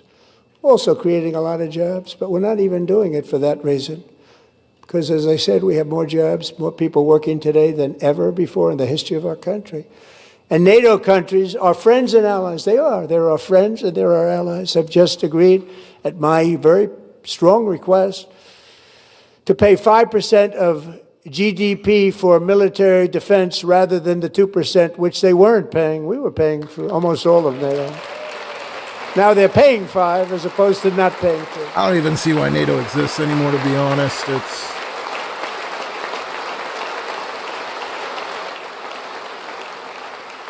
And getting that 5% was something which everyone said would never be done, could not happen. We got it really easily with one meeting. And big difference between 2% that's not paid. We were paying the freight of many of them. Very few were paid up. Now 5%, then they're paid. And everything we send over to Ukraine is sent through NATO, and they pay us in full. They pay us totally in full. Every branch of our armed forces is setting records for recruitment. This is so exciting. And every service member recently.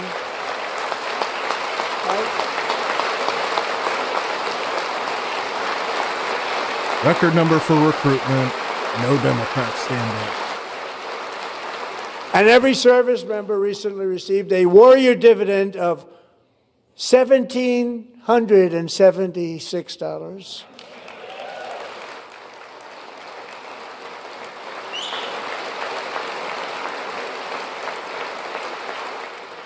You know, they put it on my desk. We got the money from tariffs and other things, a lot of money we have. We have much more money than people understand.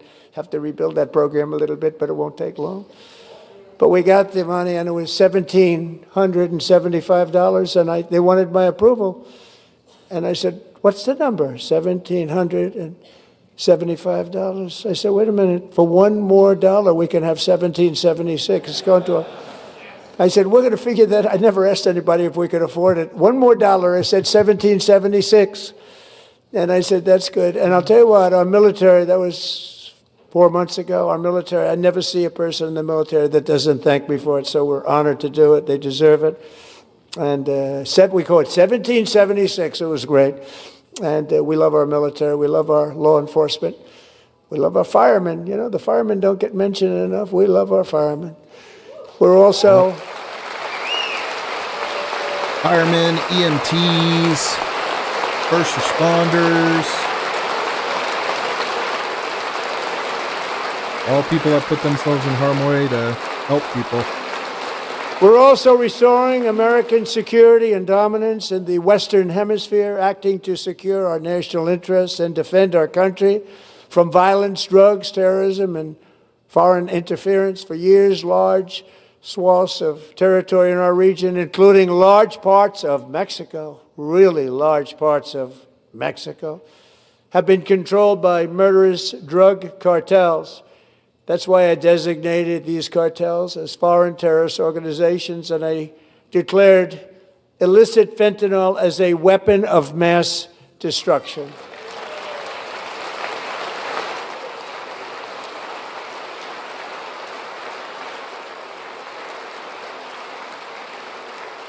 And with our new military campaign, we have stopped record amounts of drugs coming into our country and virtually stopped it completely coming in by water or sea. You probably noticed that. We very seriously damaged their fishing industry also. Nobody wants to go fishing anymore. We've also taken down one of the most sinister cartel kingpins of all. You saw that yesterday. In January,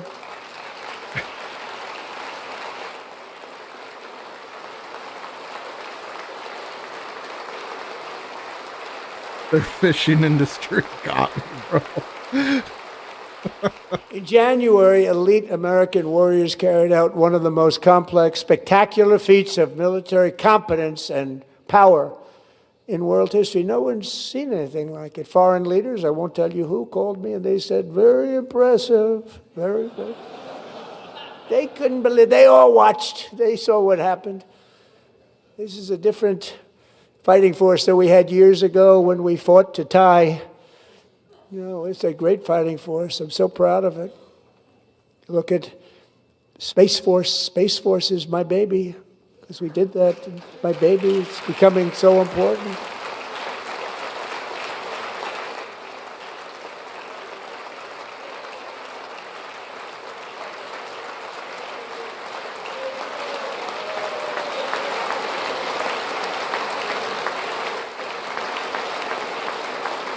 And America's armed forces overwhelmed all defenses and utterly defeated an enemy, good fighters, to end the reign of outlaw dictator Nicolas Maduro and bring him to face American justice.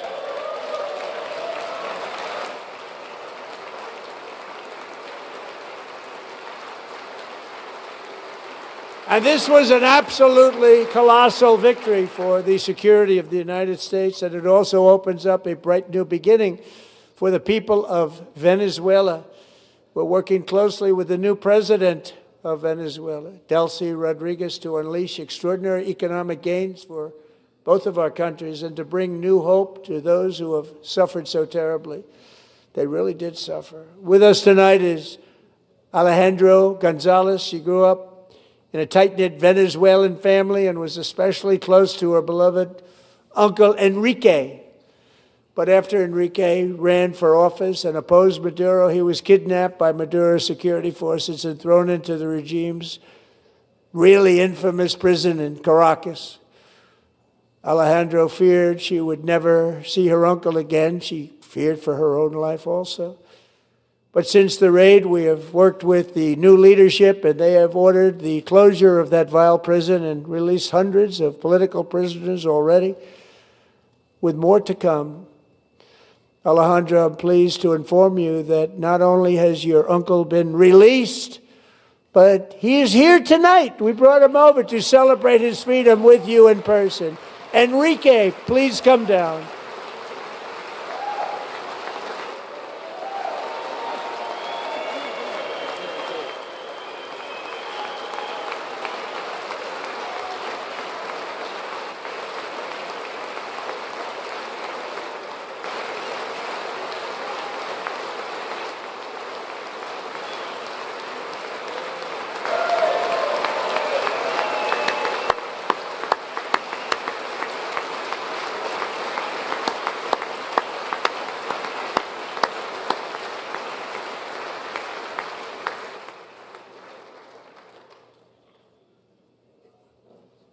Thank you, Enrique. Have a good time. Nice to have you back, Enrique. There were many heroes on that January raid to capture Maduro, really great heroes. It was very dangerous. They knew we were coming. They were all set. But the deeds of one warrior that night will live forever in the eternal chronicles of military valor. Chief Warrant Officer 5, Eric Slover, planned the mission and was the flight lead in the cockpit of the first helicopter, a big, beautiful, powerful helicopter. It was a massive Chinook carrying, as you can imagine, many, many American warfighters. Wearing the dog tags, his wife Amy had blessed with holy water before he left. She knew it was going to be a rough one. Eric steered the Chinook under the cover of night and descended swiftly upon Maduro's heavily protected military fortress. This was a major military installation, protected by thousands of soldiers and guarded by Russian and Chinese military technology. How did that work out? Not too good. While preparing to land, enemy machine guns fired from every angle, and Eric was hit very badly in the leg and hip, one bullet after another. He absorbed 4 agonizing shots, shredding his leg into numerous pieces. And yet, despite the fact that the use of his legs was vital to successful helicopter flight, legs are the most important part of flying a helicopter, to deliver the many commandos who would capture and detain Maduro was the only thing Eric was thinking about. Then, even as he was gushing blood, which was flowing back down the aisle, helicopter lands at a steep angle. The machine gun stood right in front of him. They were right in front of him, two machine gunners who escaped the wrath of the previous planes. Eric maneuvered his helicopter with all of those lives and souls to face the enemy and let his gunners eliminate the threat. Turned the helicopter around so the gunners could take care of business, saving the lives of his fellow warriors from what could have been a catastrophic crash deep in enemy territory. Only after safely landing the helicopter with all the warriors aboard in the exact right spot, which was vital to the mission. We probably would have had to maybe cancel the mission if that didn't happen. Eric told his co-pilot, also wounded, but not as gravely, to take over. I'm about ready to pass out. The success of the entire mission and the lives of his fellow warriors hinge on Eric's ability to take the searing pain. It was unbelievable what's happened to his legs of the bullets and keep on flying and landing, and people knew what was happening. Everybody in the back of the helicopter knew because they saw the blood pouring down the aisle. Chief Warrant Officer Slover is still recovering from his serious wounds, but I'm thrilled to say that he is here tonight with his wife Amy, Eric, and Amy, come on in.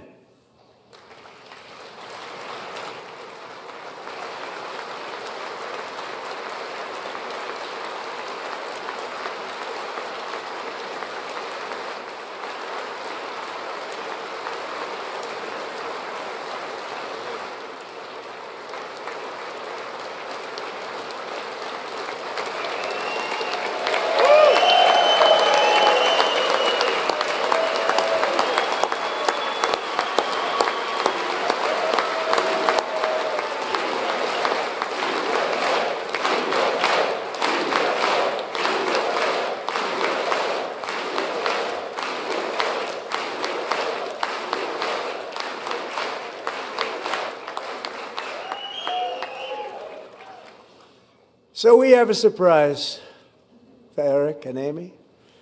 In recognition of Eric's actions above and beyond the call of duty, I would now like to ask General Jonathan Braga to present Chief Warrant Officer Slover with our nation's highest military award, the Congressional Medal of Honor.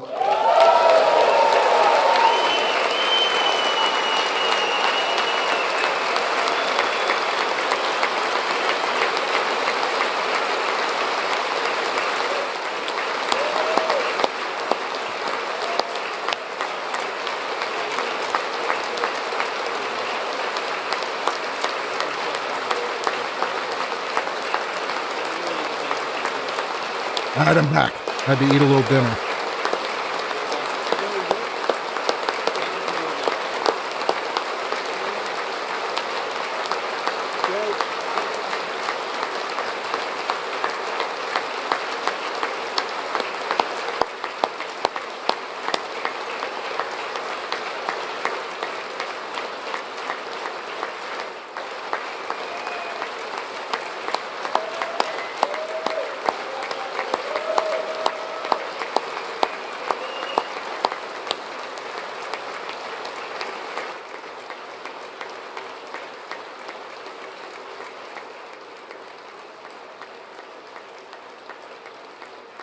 Well, thank you very much, Eric and Amy.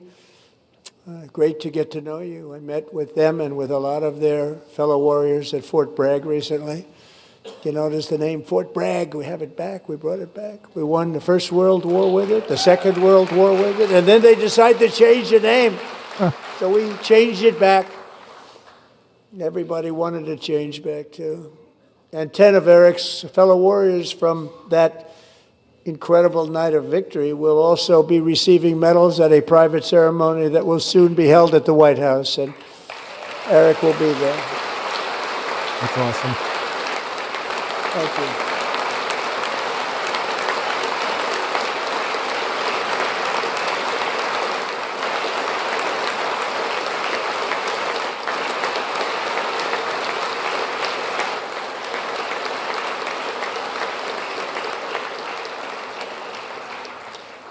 Thank you, Eric.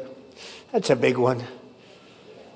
Tonight we've celebrated many truly extraordinary American patriots, but there is one last living legend to honor before we go. He is one more heroic American aviator, Navy fighter pilot. Royce Williams served in World War II, Korea, Vietnam, flying more than 220 missions. In the skies over Korea in 1952, Royce was in the dogfight of a lifetime, legendary dogfight. Flying through blizzard conditions, his squadron was ambushed by 7 Soviet fighter planes. It was his first aerial combat of the war, and despite being massively outnumbered and outgunned, Royce led the takedown of 4 enemy jets and almost destroyed the others, vanquishing his adversaries while taking 263 bullets to his own plane and being seriously hurt. His story was secret for over 50 years. He didn't even want to tell his wife, but the legend grew and grew. Wow. But tonight, at 100 years old, this brave Navy captain is finally getting the recognition he deserves. He was a legend long before this evening. Royce, please stand up, and I will ask the First Lady of the United States to present Captain Royce Williams with his Congressional Medal of Honor.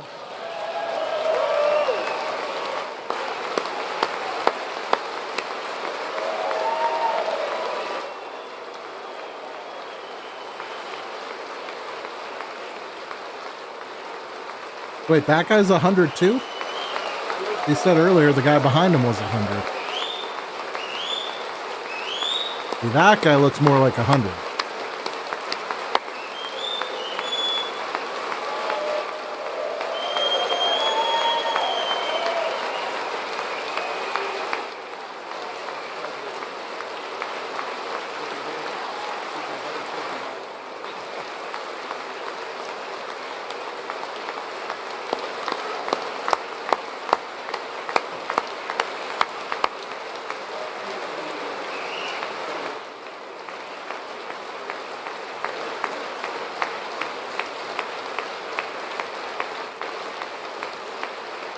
That dude's seen some stuff, man.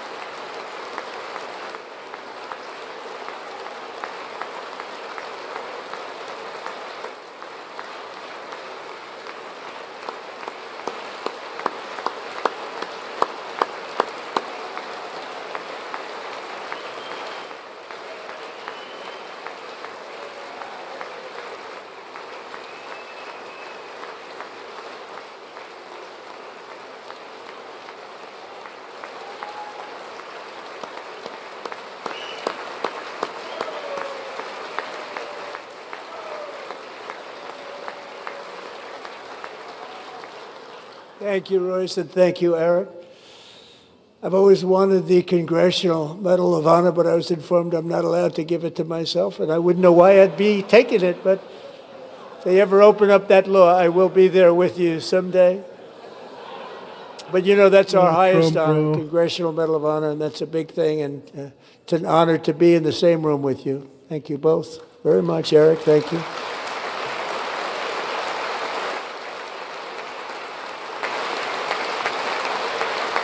Hey, they got the Democrats to stand up for something.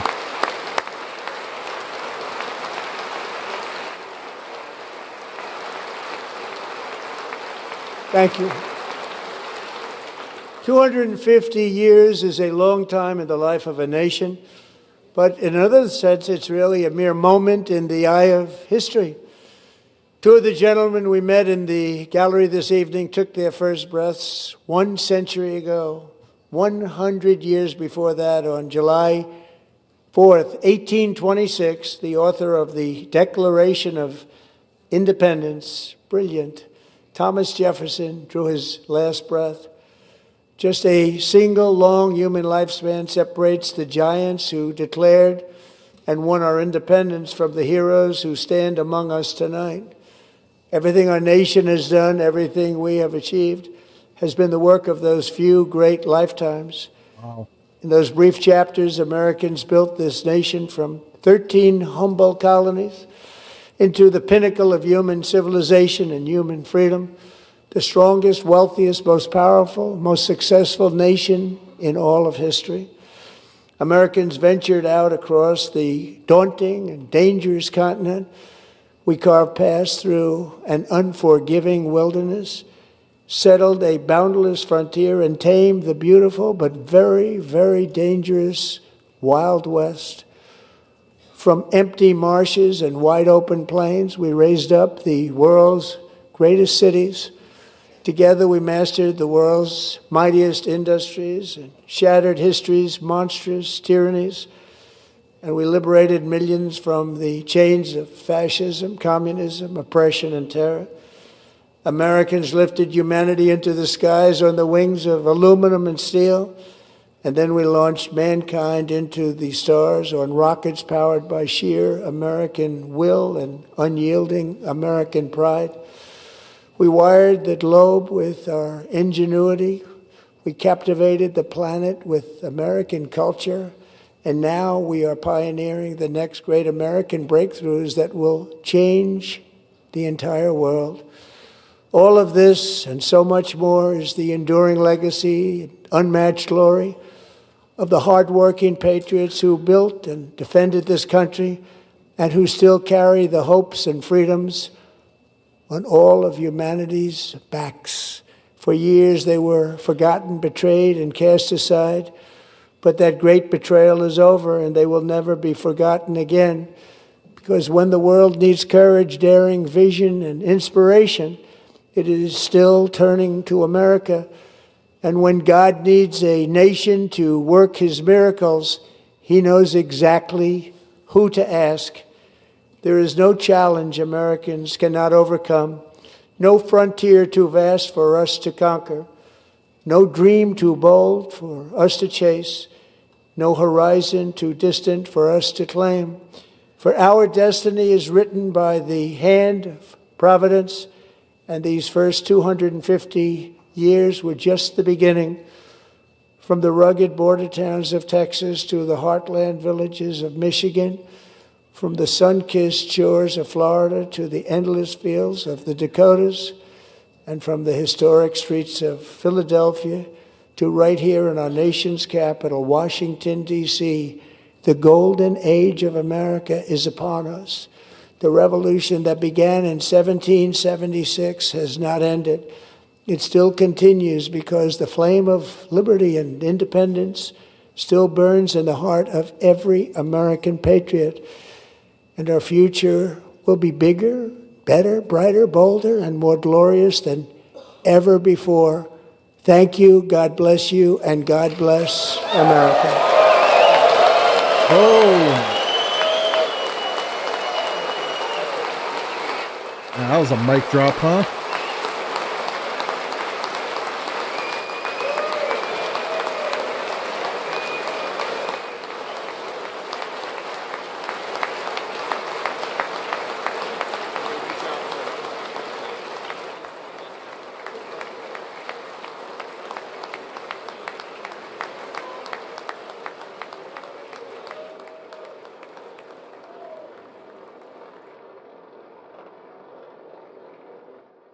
I'm going to try and cover the official Democratic response to... See if we can find it real quick.